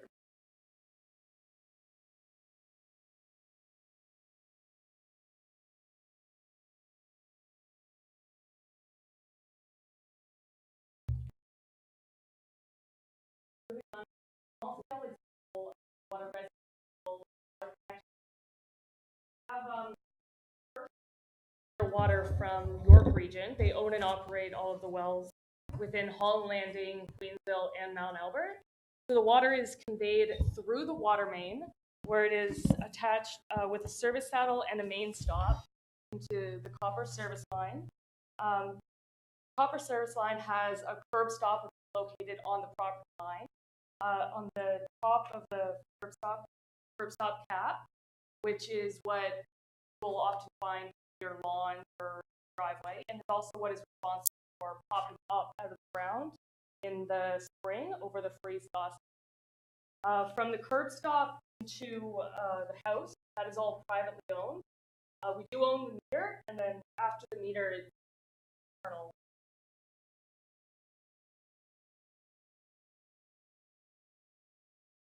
Right. Thank you. That concludes my presentation. With our open house tonight, will you be having your equipment here for people to see? Yes, I will. And give the same explanation. Thank you. Yes. Any questions of Amy? Councillor Morton. Through you, Madam Mayor, to Amy. Just an interest here. How many more houses in Mount Albert have not been hooked up to the new? I cannot give you a current, an exact number. Just the three. Pardon? Oh, yes, sure. Through you, Madam Mayor. We are aware that there's some properties outstanding, and as Amy pointed out, we're in very good shape as far as most of the communities. There are some still holdout properties, and our intent is to get the majority of the meters done and then work on those remaining properties. So as far as the quantity, the number, I'm not sure off the top of my head. The 1 or 2% is probably, if I had to guess, probably 20 to 40 properties. It's a very small number. It's something that we can manage down the road. We didn't think we would jump into that while we're doing the bulk meter change out. Okay, thank you. What was the reason for changing the meters? The older style meters that we had, like I said, they relied on what we call a little black puck on the side of the house, and that transmitted the water meter reads through a wire. And we were finding that through either renovations or just age itself, these wires were becoming broken and we weren't able to complete these reads. So we found this new radio frequency meter that we no longer rely on a manual read. And because of this technology, we're now also able to increase all of our operational efficiencies. Water meters. I would expect a more accurate read with the newer ones, that the older ones would have just, as you said, you were having difficulty even getting the readings on them. Thank you. Councillor Crone. Thank you, Madam Mayor, and through you to our presenter, Amy. Thank you very much for an informative presentation. You mentioned operational efficiencies gained through this, and I'm a big fan of technology, and I think it can help us all. Do you have any sense of how much money we'll be saving compared to having people trudge out to all the homes and do a manual reading compared to what we have today? Is there an estimate of how much the town will be saving over a certain period of time? Through you, Madam Mayor. Currently, we're paying about, I think it's $12,000 to $15,000 for our meter reader. And that number has been dropping year over year as we change out these meters and we're doing the manual read, or pardon me, the automated reads through staff. So eventually that'll turn up, the total cost will be zero for meter reading. Currently we're paying, these have had a guess right now, probably $3,000 to $6,000, but historically it's been a lot more. Are there any other questions? Thank you very much. Very informative. Thank you. Mr. Webster, I believe we have our guest from the Walkerton Clean Water Center.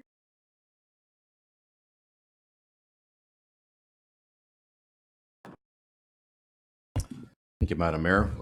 Pleased to have Ted Joint with us today from the Walkerton Clean Water Center to provide an update on the responsibilities under the standard of care. Welcome, Ted. Good to have you with us. I'm on. Good. It's nice to be here. So thank you, Madam Mayor, councillors, staff. It's nice to see the water staff here. That's really good. I like what Amy showed you about the little glass vial and it turning pink. That's really good. But when it doesn't turn pink, it's going to become your problem. So, and I'm going to tell you how to stay awake at night. No, sorry, sleep at night. Your staff will be the ones staying awake at night. Good. So these slides, typically this presentation is 3 hours long. We're going to jam it into about 30 minutes. But we are going to hit the high points, especially the part about fines and going to jail and that kind of thing. So that's where you as the owner, you need to know this.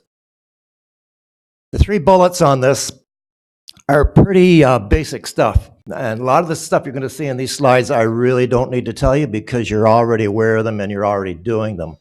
The 3rd bullet is probably the most important one about as far as who's actually responsible.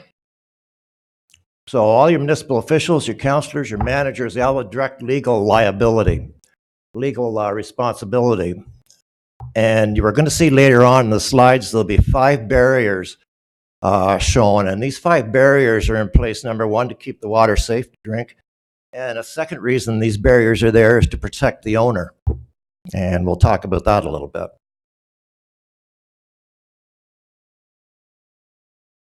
These slides are more or less directly related to the owner.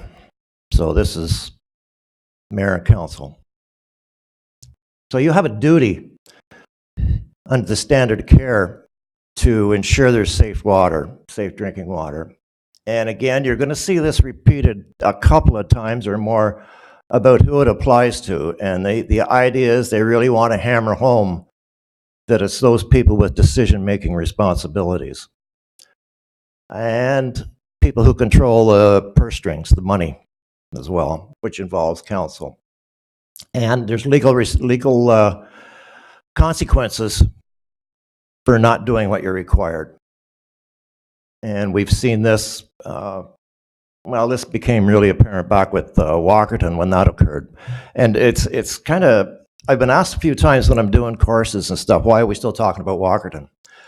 Well, we're still talking about Walkerton because there's people who are affected by that, 18 years ago that are becoming older now, and they're just starting to come into the problems that were caused by that. So it doesn't really go away. It stays there. And that doesn't matter whether it's Walkerton, Milwaukee, Windsor's had problems, North Battleford, Saskatchewan. Just because it happens at that point in time, 20, 30 years down the road, you're still going to see the effects from it. So that's why this is never really goes away. This is important here. You don't have to be a drinking water expert. You have staff that are experts in it. So you need to remember that. One of the big things is you need to ask questions. We say no news is good news. Well, I'd rather think that no news isn't always good news. On the communication end of it, staff have a responsibility to pass the message up to the owner on a regular basis, and I'm really glad to see that is being done here today. I don't know who looks after your DWQMS system, but they're going to be really happy because you covered element 14 and 15 for infrastructure planning today. So whoever does that part's going to be glad you did that. The third bullet about seeking advice from those with expertise and act prudently on their advice. You have every right to go outside of your organization to get clarification on anything to do with your water reports or that. But I mean, you have your staff. They're your first people you go to. But you can go to anybody you want to get verification on any of this stuff. Especially one of the big problems I've found, and I should go back a little more background. I spent 42 years in water and wastewater with the town of Smith Falls. The last 18 years, I was a superintendent of a Class 4 drinking water plant and a Class 4 wastewater plant. And of course, when you're in that position, the collection system and the distribution systems usually get dragged into it. I've been through a couple of boil water advisories to the extent the first one, you're going to have a bad day when the hospital calls you and says that they can't get water past the second floor. So your day's not going to get much better for a while. But getting back to seeking advice, the big thing is talk to your staff. If you're not hearing reports from them, don't be scared to ask about it. And one of the things, so I'm getting back to one of the things I've found over the years that when staff bring annual reports and summary reports on the wastewater side to councillors, that they really don't know how to interpret the report. You need to ask, you need to understand what's in those reports and what the numbers mean.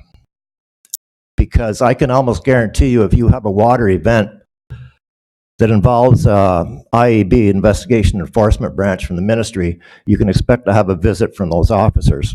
And you need to have a working knowledge of what all these numbers and stuff mean. So it's really important that you have that. And one of the best ways to get that is through your DWQMS operational plan. That pretty much contains everything you need to know. You need to be vigilant. Complacency can pose one of the greatest risks to the drinking water system, and that is so true. Because if after months and months and months, or even years of nothing going astray, you tend to, maybe start ignoring it to a little bit. But this is where the part comes in that you have to stay involved with the system and ask questions and keep your hand in. And even now, from an operational staff, complacency is probably the #1 reason why things happen in a distribution system. You experience anything in your normal life. You're cutting your grass every time. You're doing it all the time. Nothing ever happens until all of a sudden you throw a rock through your window of your house. So, you got to be on top of things. And never simply assume that all is well within your care. And that's where I'm going back to again, say you have to ask questions. When you get a report, summary report, annual report, or any of those types of, or from the QMS system, ask questions. And the health of your community depends on it. Section 11 of the Safe Drinking Water Act describes the legal responsibilities. And I should mention too, the book that goes along with this course, I believe there are books for everybody. And because we've dropped a few slides out of this, what you need to do is take this book and use it as a resource later on. All the slides that you're going to see here are in this, but then there's more slides in it that are just as important.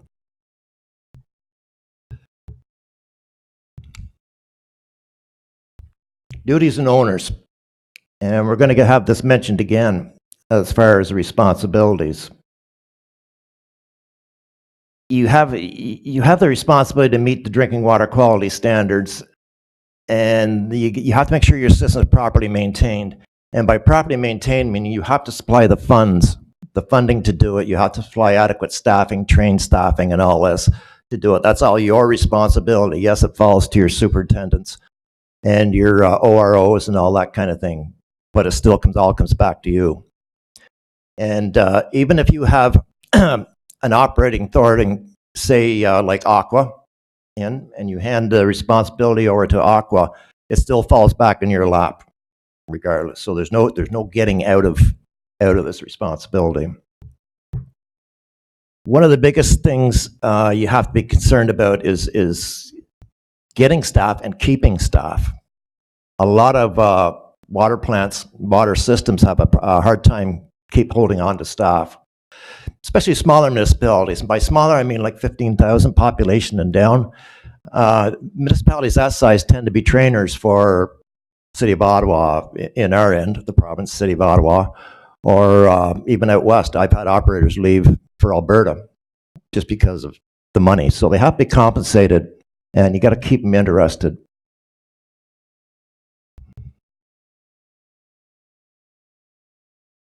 In 2012, Section 19 of the Safe Drinking Water Act came into effect. In Section 19, it's really specific to what your responsibilities are.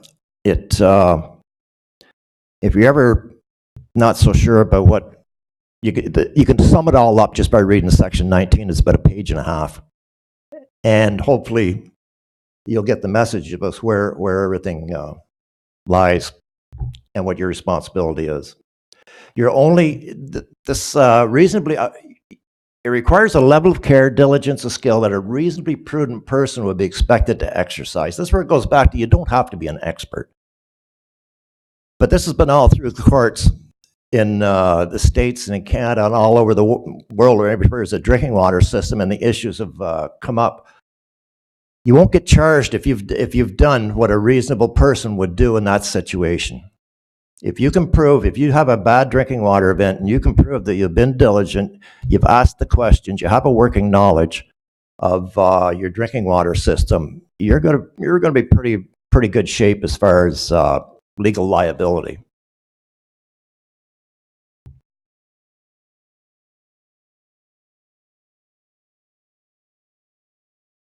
Whoops.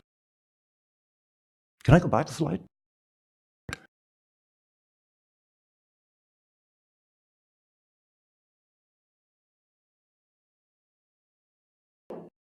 Back the other way. Up.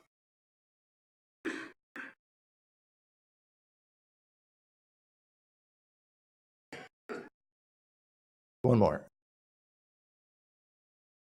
That's good. Sorry, that was my fault. The MECP enforce these standards now. So the way this works is you'll have a drinking water inspector, and we're going to touch on that in a minute, who'll come around and inspect your plant. If they find something seriously wrong with your plant or your distribution system, that's just as important as well, because most of the serious water main breaks start in the distribution system. That officer can lay a charge against one person, a council, but don't think they can't, because they have the authority to come in and lay a charge. Once that charge is laid, then IEB gets involved, Investigation Enforcement Branch, and these are usually retired police officers who come in, and they're pretty thorough at what they do. I've been through a couple of investigations on the water side, and they are pretty thorough in what they do. And of course, this is an imprisonment thing up to 5 years.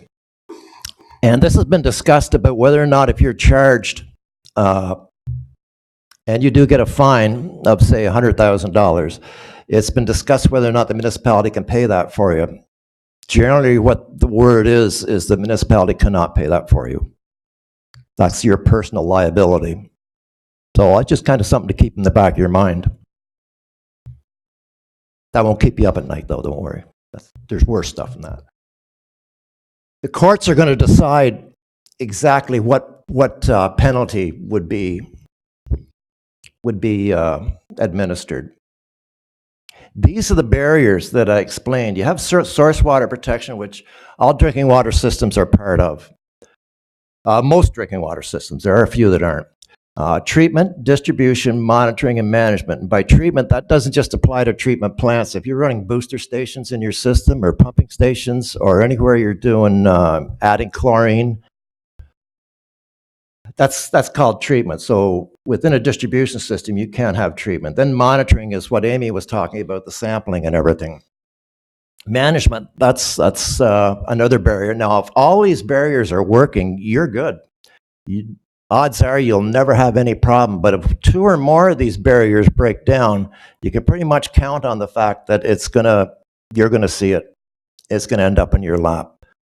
Typically, if any one of these break down, it's gonna be a management thing for your ORO or your superintendent or supervisor to look after and fix, or your director.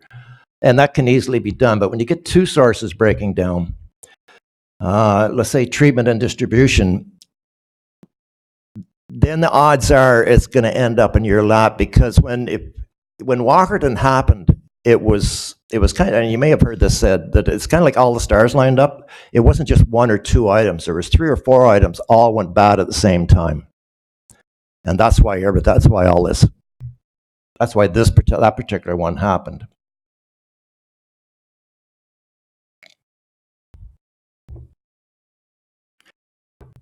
Typically, a municipality with their distribution systems are only responsible to the curb stop, and that's pretty much it. I don't know how you work your sampling, whether you go into houses to sample, but theoretically, you only really require to sample to the curb stop. That's why it's really good to have sampling stations out in your distribution system, as opposed to going into people's houses to have it.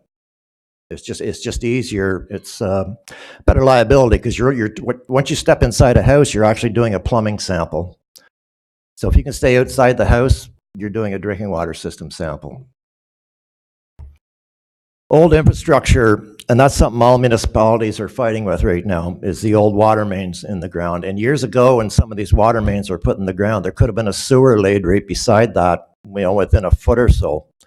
I've seen that. I've seen sewers and water that were so close together where the pipes connect that you couldn't get a shovel blade in.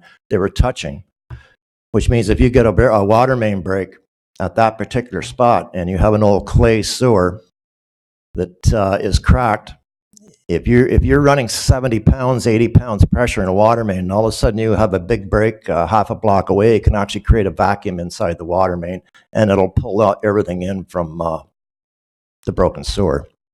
And you might be surprised how many license plates you see wound around clay tile sewers to fix a repair, because that's the way it was done a long, long time ago. 18% of the water main disease outbreaks in the U.S. were caused by distribution systems. That's why I mean a lot of these times it's a distribution system problem. Both of the events that Smiths Falls had were distribution problems.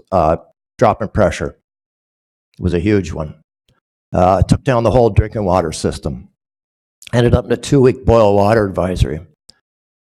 And where created the worst problem was, as I said, was the hospital. What do you do if you're a hospital? You can't get water. You have pressure in the system, but not enough pressure to get water up. So you got to think about these things. And I heard your pressure mentioned earlier, so that all has to be taken into consideration. And generally it is with your risk assessment for your drinking water quality management system. We'll touch on that. Again, Amy, just by listening to Amy, it's I can get the sense that she's interested in what she's doing, and you are doing the correct sampling. When they start talking about thousands of samples a year, well, that's exactly what is involved. And when you get your annual report, if that actually comes to you, you'll see the number of samples taken in that annual report. In your distribution system, you may have alarms or online equipment that may shut stuff off automatically. In treatment plants, it's mandatory. You have to have it. If you get zero chlorine, generally a plant will shut right down, which is a fail-safe. And typically there's several of that type of thing in a plant. Management plays a huge role. I'm not saying the operators don't, but management plays a huge role in support of the operators.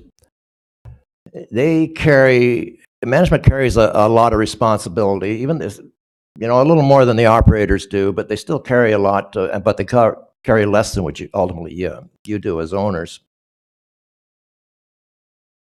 They have a responsibility to look after your DWQMS system, your drinking water quality management system. And I'm going to assume, because I've heard it discussed, that you're well aware of your operational plan and what's in that. But that's something management usually looks after, and what I've seen, it's been brought to council. So, you are getting informed, which is good to see.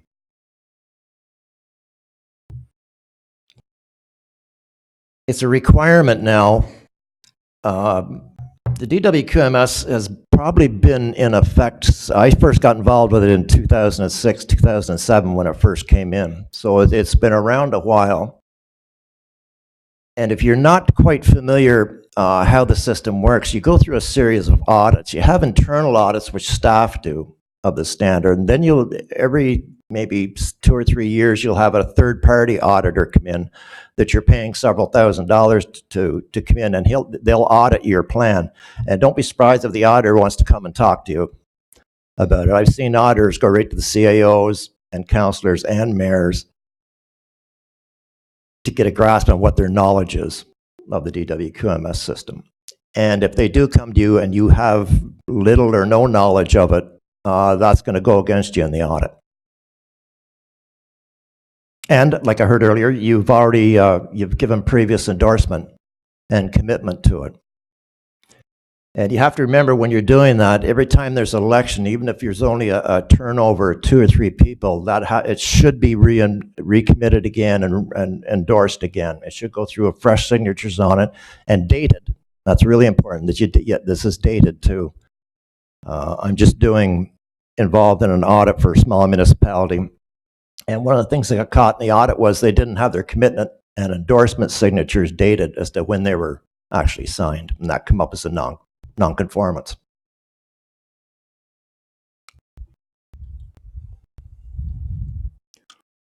This is just more on the DWQMS standard. The whole idea of the standard, as it is, it's taken from the ISO world. It's just ISO and they've tailored it to suit drinking water. So, and it's a really good thing brought in, one of the best things ever come in. It was a result of the Walkerton inquiry. And what it's doing is making sure that all the drinking water plants in the province are operating on the same level, same kind of conditions. And typically, with your operational plan and your neighboring municipality's operational plan will be close, but they won't be identical. That's why it's tailored to your drinking water system. The whole purpose is the communication thing, is to keep the owner aware of what's going on within their system. And your commitment and endorsement, your commitment to the drinking water, to the standard, is that you're going to supply resources to keep the drinking water system functioning as it is. There has been cases where municipalities have chosen not to do that, or not to touch their reserve funds when there's work needed in a drinking water system. And if something goes wrong, this was the case in North Battleford, Saskatchewan. There was all kinds of money in reserves, but council did not want to spend any of that money. They wanted it for above ground things, not so much treatment and distribution, because it's all out of sight, nobody sees it. And it got them into a whole pile of trouble.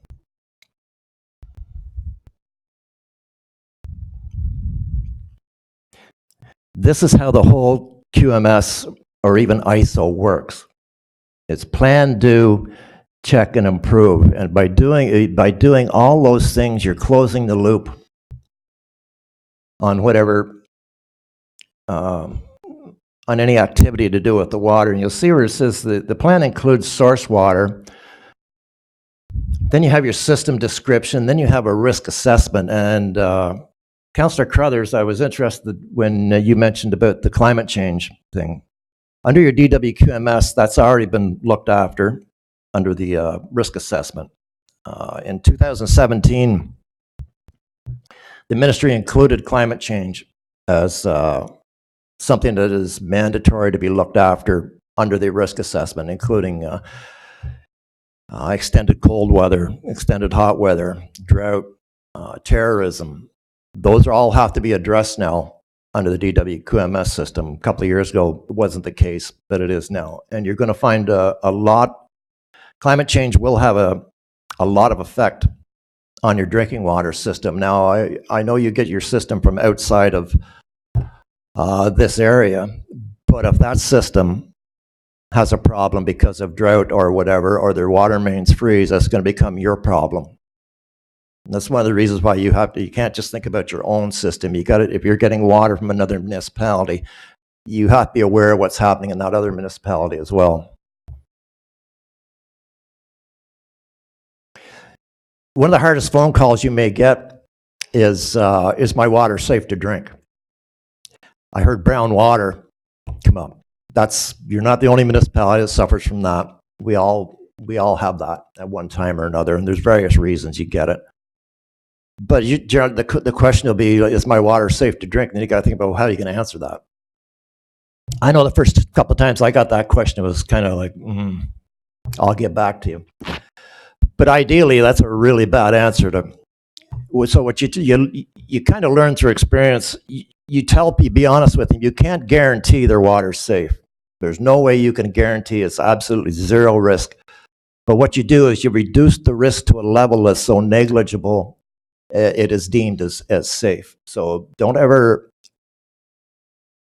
do what I did and tell them that I'll get back to you, because that's not the answer they want. That was a long, long time ago I made that statement. I paid for it. But the best thing to say is that you have processes in place, that the risk is negligible, and the system's constantly monitored through sampling. When I used to get citizens coming up and calling complaints, one of the first things I do is I'll go to your house and pick you up, and I'll bring you to the drinking water plant, and we'll give you a tour. And you'd be surprised how well that plays out in the community. And even your distribution system as well, it doesn't hurt. This is an interesting graph, because this shows you what goes wrong when you have a bacteriological event. let's say you get E. coli in your drinking water system. Once it gets into your system, and it could be from the example I gave of a broken water main and a sewer, a cracked old sewer right beside it, and a vacuum occurred, some sewage got pulled in. Once that gets into your system, it takes a couple of days for it to circle around. And then when people actually start drinking it, there's a few more days involved before it really starts to affect them. And then one of the first notifications you're going to see is you're going to get a call from the health unit or the hospital saying, we have a lot of people coming in with bloody stools or this. How's the water? So that could be a period of up to 10 days before it gets to that stage. By that time, it's well into your system. Even though you're doing sampling, you're not really aware of a problem until you start getting feedback from the hospitals and the health units. Even though collect a back T sample, it takes 5 days to get a result. So the problem's well into your system. But then once the sharp peak, that kind of shows you what happens after the notification comes and the operators and the management of the treatment system start to take steps. It drops off fairly quickly. And that's just through things like flushing and other mitigation standards. But then it'll float down there and then it'll tend to go back up again. And this has been proven in just about every drinking water event that's occurred. There's a big sharp peak and then it drops, flattens out, and then it comes back again because it takes a while to get your drinking water system back to normal. And if you lose the trust of your users who no longer trust your drinking water, it takes a long time to get it back. I know the boil water advisory we had, that was probably 5-6 years ago. I wouldn't be surprised there are still people who won't drink the water because of it. Once you lose that, and then once you've lost that, try and raise the rates.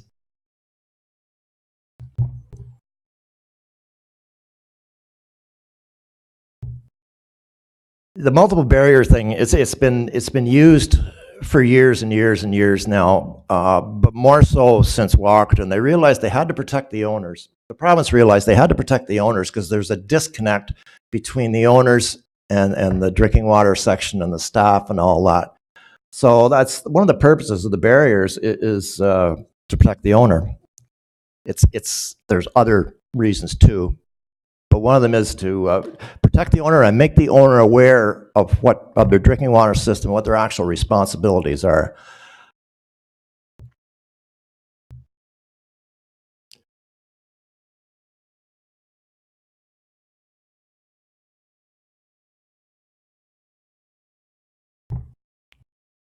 This slide is more related to your operators and your managers. You have to encourage the users of your system if they have a complaint or something, you have to encourage them to bring it forward. It's the only way you're going to find out whether or not there's a problem or not. And generally, if that's where one of the first places that you'll find there's a problem is through complaints. You get there's your brown water complaint. You start getting a single brown water complaint on a block. May not be a big problem. It could be isolated just that one house or their interior plumbing. But then when you get 2 or 3 coming in, that's just there's something going on there, and it could be as simple as a water main break. Water main breaks are responsible for a lot of brown water problems. That, and if it's cold enough, your water main's freezing in the wintertime. That happens. We have that problem a lot. Documentation is one of all managers know they have to document stuff. And I would advise council that anytime you are talking to your managers about the drinking water system, you document the fact that you had a discussion with them. Because in the extreme, if you are called to court, all you have is your notes in front of you. And there's a saying that he who has the best notes wins. And you can bet the MECP has really good notes. So it pays that anytime you have a communication with your drinking water system, your directors, you document that you did it. Management staff must support their operators, and that's done through training. One of the big things is through training and support. Send them on courses, send them to the conferences. You have an area conference coming up here, I think, shortly. There's one in Eastern Ontario, occurs next week. If you have the opportunity to send your distribution operators to it, send them. They get training at continuing education units, if nothing else, and you'd be surprised just how much they can pick up on a smaller scale. Now, if you really want to expose them to the big picture, send them to the provincial conference, the OWWA conference. It should always be mandated that every municipality should send a certain number of operators there, because that's where you really get into the special problems and stuff through the presentations. It pays. And the big thing is they get to talk and talk to other operators.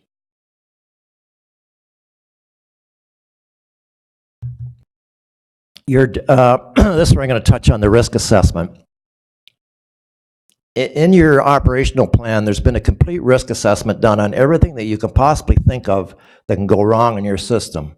Now, things for one municipality aren't going to be the same as for another municipality. Well, your municipality, your distribution only. You don't have to worry about water intakes coming in from a surface water. So you will have had a risk assessment done on your distribution system by staff involved, including the climate change stuff. So you should be familiar in how that risk assessment is done as well. It's done exactly the same. You would do a risk assessment on your house. You identify the risk. You see what mitigation steps you can actually take for it. If you have to allot funds or capital of that, you do that. The biggest thing you don't do is you hide it. Try to do nothing about it. That third bullet, deal with first with the greater risks. A lot of times, and I've seen this happen, a lot of times in drinking water systems, if you get rid of the big risk, the smaller risks can go away. Because a lot of times the bigger risks are actually causing some of your smaller problems. And people tend to go to the smaller problems like they're low-hanging fruit and try and fix those up. But sometimes those small problems come back because you have a greater problem out there, which in a distribution system, leaks would be number one for that. We're going to return back to not having to be an expert. You need to have a working understanding of your system, which it sounds from what I've heard so far this morning, you have a pretty good handle on that. It's really nice to see this type of thing come before council. You don't get to see this very often, and this really helps you understand. We've already talked about your operational plan. If you haven't read it, you need to read it. And that it speaks to the risk assessment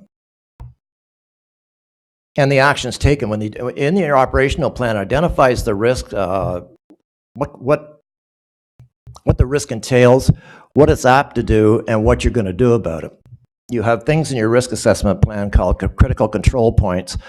All that means, if you ever see that, CCPs, that's the last point where you have influence over, let's say, chlorination in your system or something like that. It could be the chlorinator, the very last point before that water gets out to your distribution system.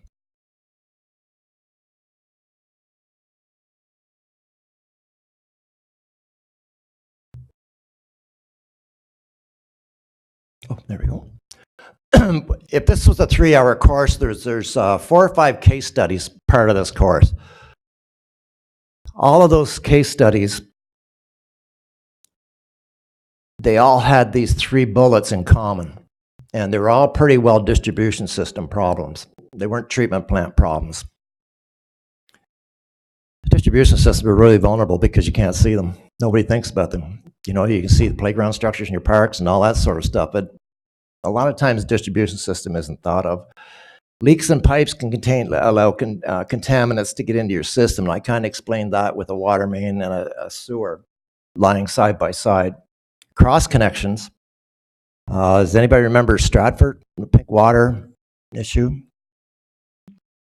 Well, what happened? They had a cross connection and between a car wash and their drinking water system, and it turned their water pink.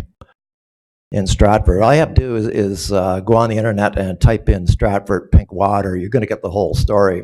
That was simple cross connection. One pipe in a car wash was linked to the drinking water system. There was no back check valve, nothing in there, and there was nothing there to prevent water being sucked back into the drinking water system.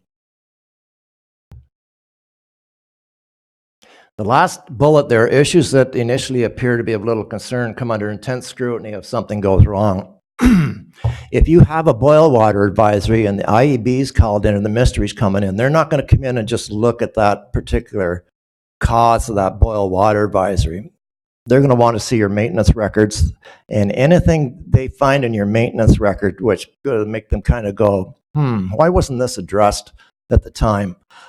All this stuff becomes really important in their eyes during an inspection.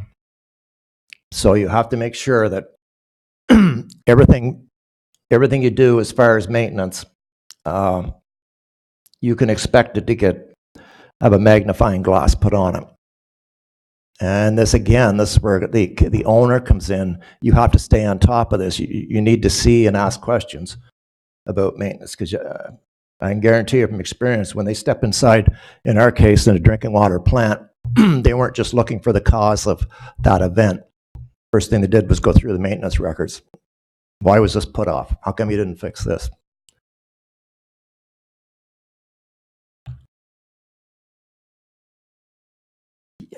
You have to achieve a culture of prevention. Everybody has to be trying to do the right thing here. Communications is huge. You have to maintain your robust multiple barriers and commitment from learning from the past. If you can talk to your staff and go back and ask them about what problems that we had in the last 10 or 15 years in our distribution system, it's good that you would do that. It would give you a knowledge of what possibly can happen in the future.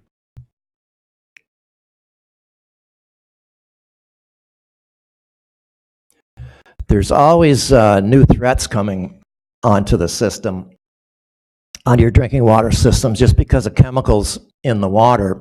And it doesn't matter whether you get your water from another municipality. There's a municipality there that's pulling it out of, in your case, it'd be Lake Ontario.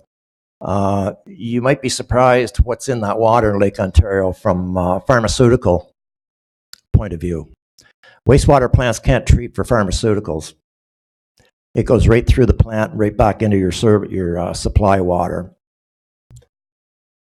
That's a new risk. It's become even more evident in the last few years. I'm going to touch again on the status, the training, and the compensation comparable to the responsibility as guardians of public health. That is, it's huge. When you get good operators, you have to keep them. You have to do everything you can to keep them there. And some of the ways you can do that is, well, of course, you can do it through pay, and I understand the whole salary thing. But if you can keep them interested in training, send them on conferences, that kind of thing, that's a good way to maintain them. And we're going to touch on a bit of long-term planning too. When I left Smith Falls, they had nobody to replace me. They hadn't taken that look at, well, who's gonna take that position when that person's gone. Do you ever see the inspection reports from the ministry? You don't have to answer that, but if you don't see them, you should be asking to see them. In that inspection report, near the back, you're going to have a page that's going to say non-compliances. You're going to have a next section right after that is going to say best recommended practices. In that best recommended practices section, the non-compliance section is pretty evident. What they are doing in that section is you've been non-compliant with OREG 170, and here's the area you're non-compliant in, and by such and such a date, we want an action plan from you saying what you're going to do so this won't happen again. That's fine. That's pretty prescriptive what you have to do there. Now, in the best recommended section, which follows that, they're going to list a series of recommendations they're going to make your system better. Now, they're not telling you to do these. They're not ordering you to do these. They're recommending you do them. Now, let's say over the span of 2 or 3 years, they keep making those same recommendations to you, and you fail to do something about it. And then all of a sudden, that 4th year, something they recommended failed in the system. You can count the ministry's going to come back and say, we told you 3 years in a row that it was a recommendation to fix this. Now it's going to be an order to fix it. So you have to pay, that's why you need to see the inspection reports and pay attention and understand what's in the report. You want a good snapshot of your drinking water system? Read the inspection report. That'll tell you everything you need to know.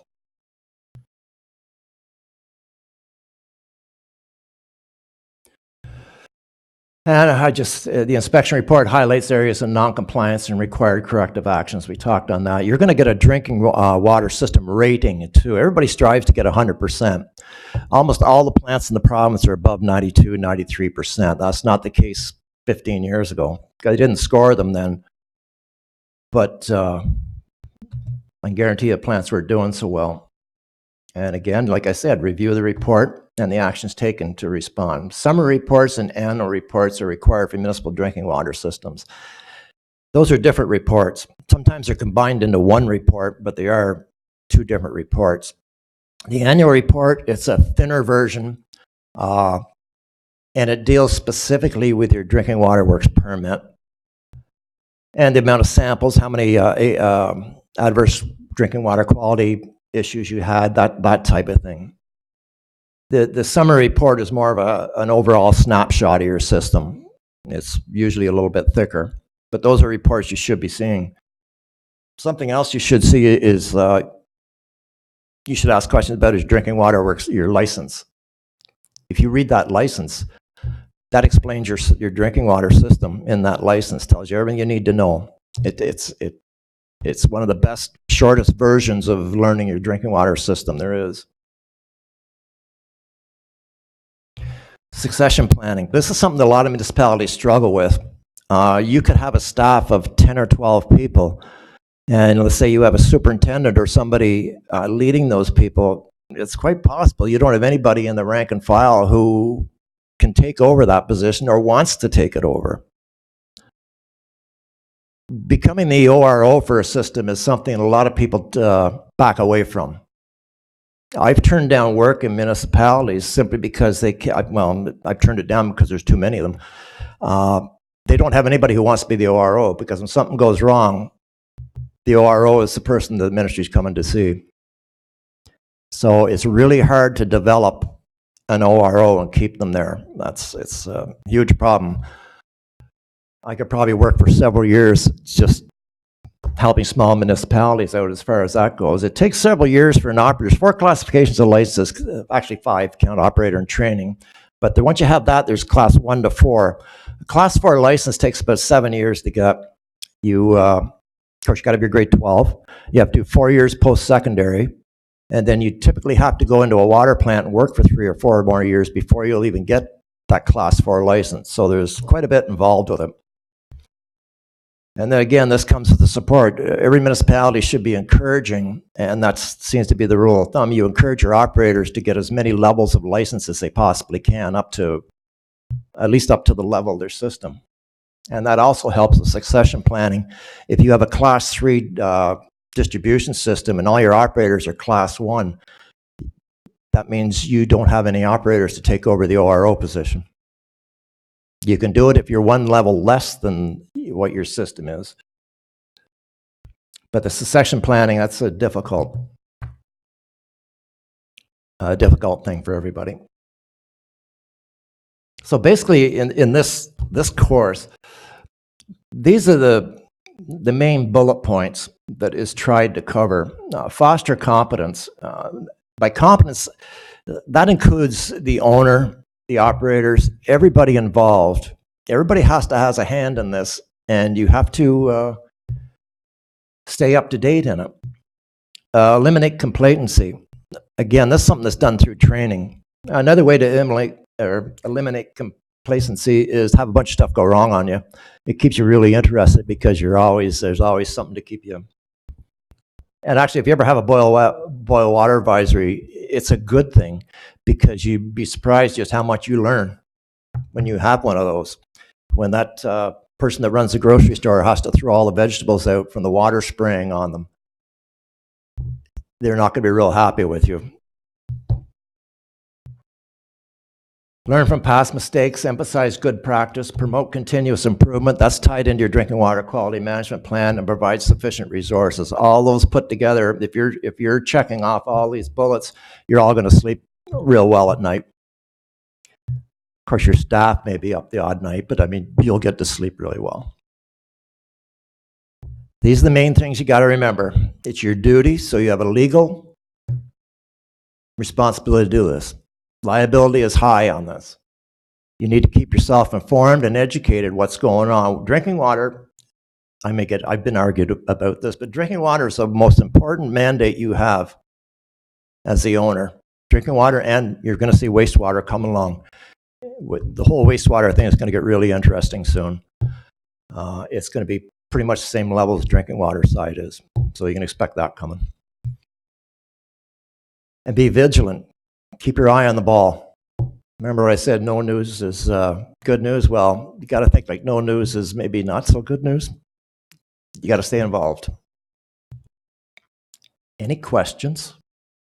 I hope I didn't scare you or depress you too much, but I mean, it's a hefty bunch of responsibility that you as the owner has to look after. Thank you very much. Our staff have briefed us, I think, after every election and probably once a year, have given us many of these comments that you've provided for us today. So I would be very surprised if there was anything new. It was a refresher on the kinds of things that we do, and I do believe that our staff are very diligent in our water, and we do sleep well at night. That's good. Water is not the one that keeps us awake. That's true. With that, are there any questions from members of council? Go ahead. Thank you, Madam Mayor, through you to our presenter. Thank you very much. It was an informative presentation. I wrote down one of the stats that you provided that I found quite interesting. 18% of waterborne diseases and outbreaks in the U.S. were from distribution system deficiencies. Do we have such a stat for Canada? No, but if you want to use the 10% rule, you could. But I would assume that if it applies in the States, it could be 18% here or more. That's an old stat too. That's not that new a stat, but it still applies. The same problems they have in the States, we have here. So do we have similar regulatory regimes there here as they do in the U.S.? Pretty much. Actually, I'm going to say that Ontario is even more strict now. It's more prescriptive. I would think so. Than pretty much anywhere else in Canada right now, and the States. And I also found it interesting that even as a member of council, we could be fined $4 million and spend 5 years in jail, so in prison. It hasn't happened yet. No.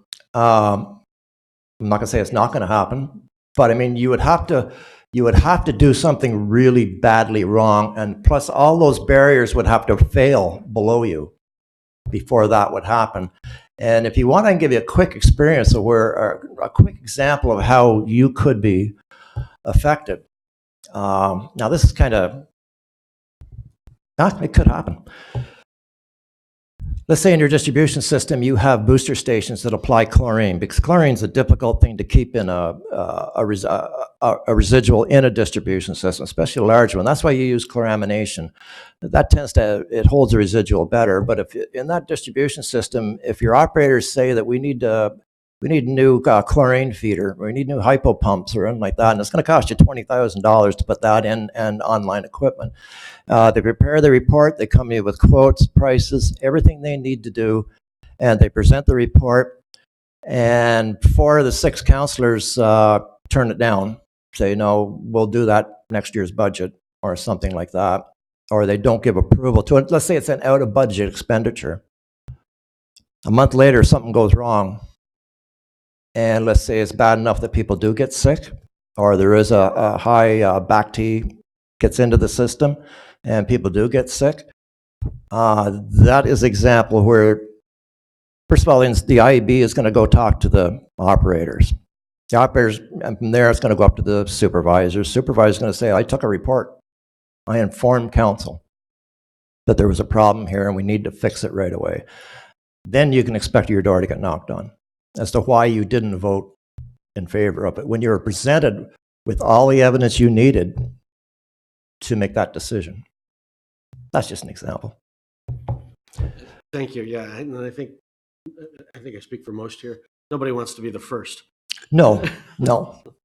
Thank you. We're good?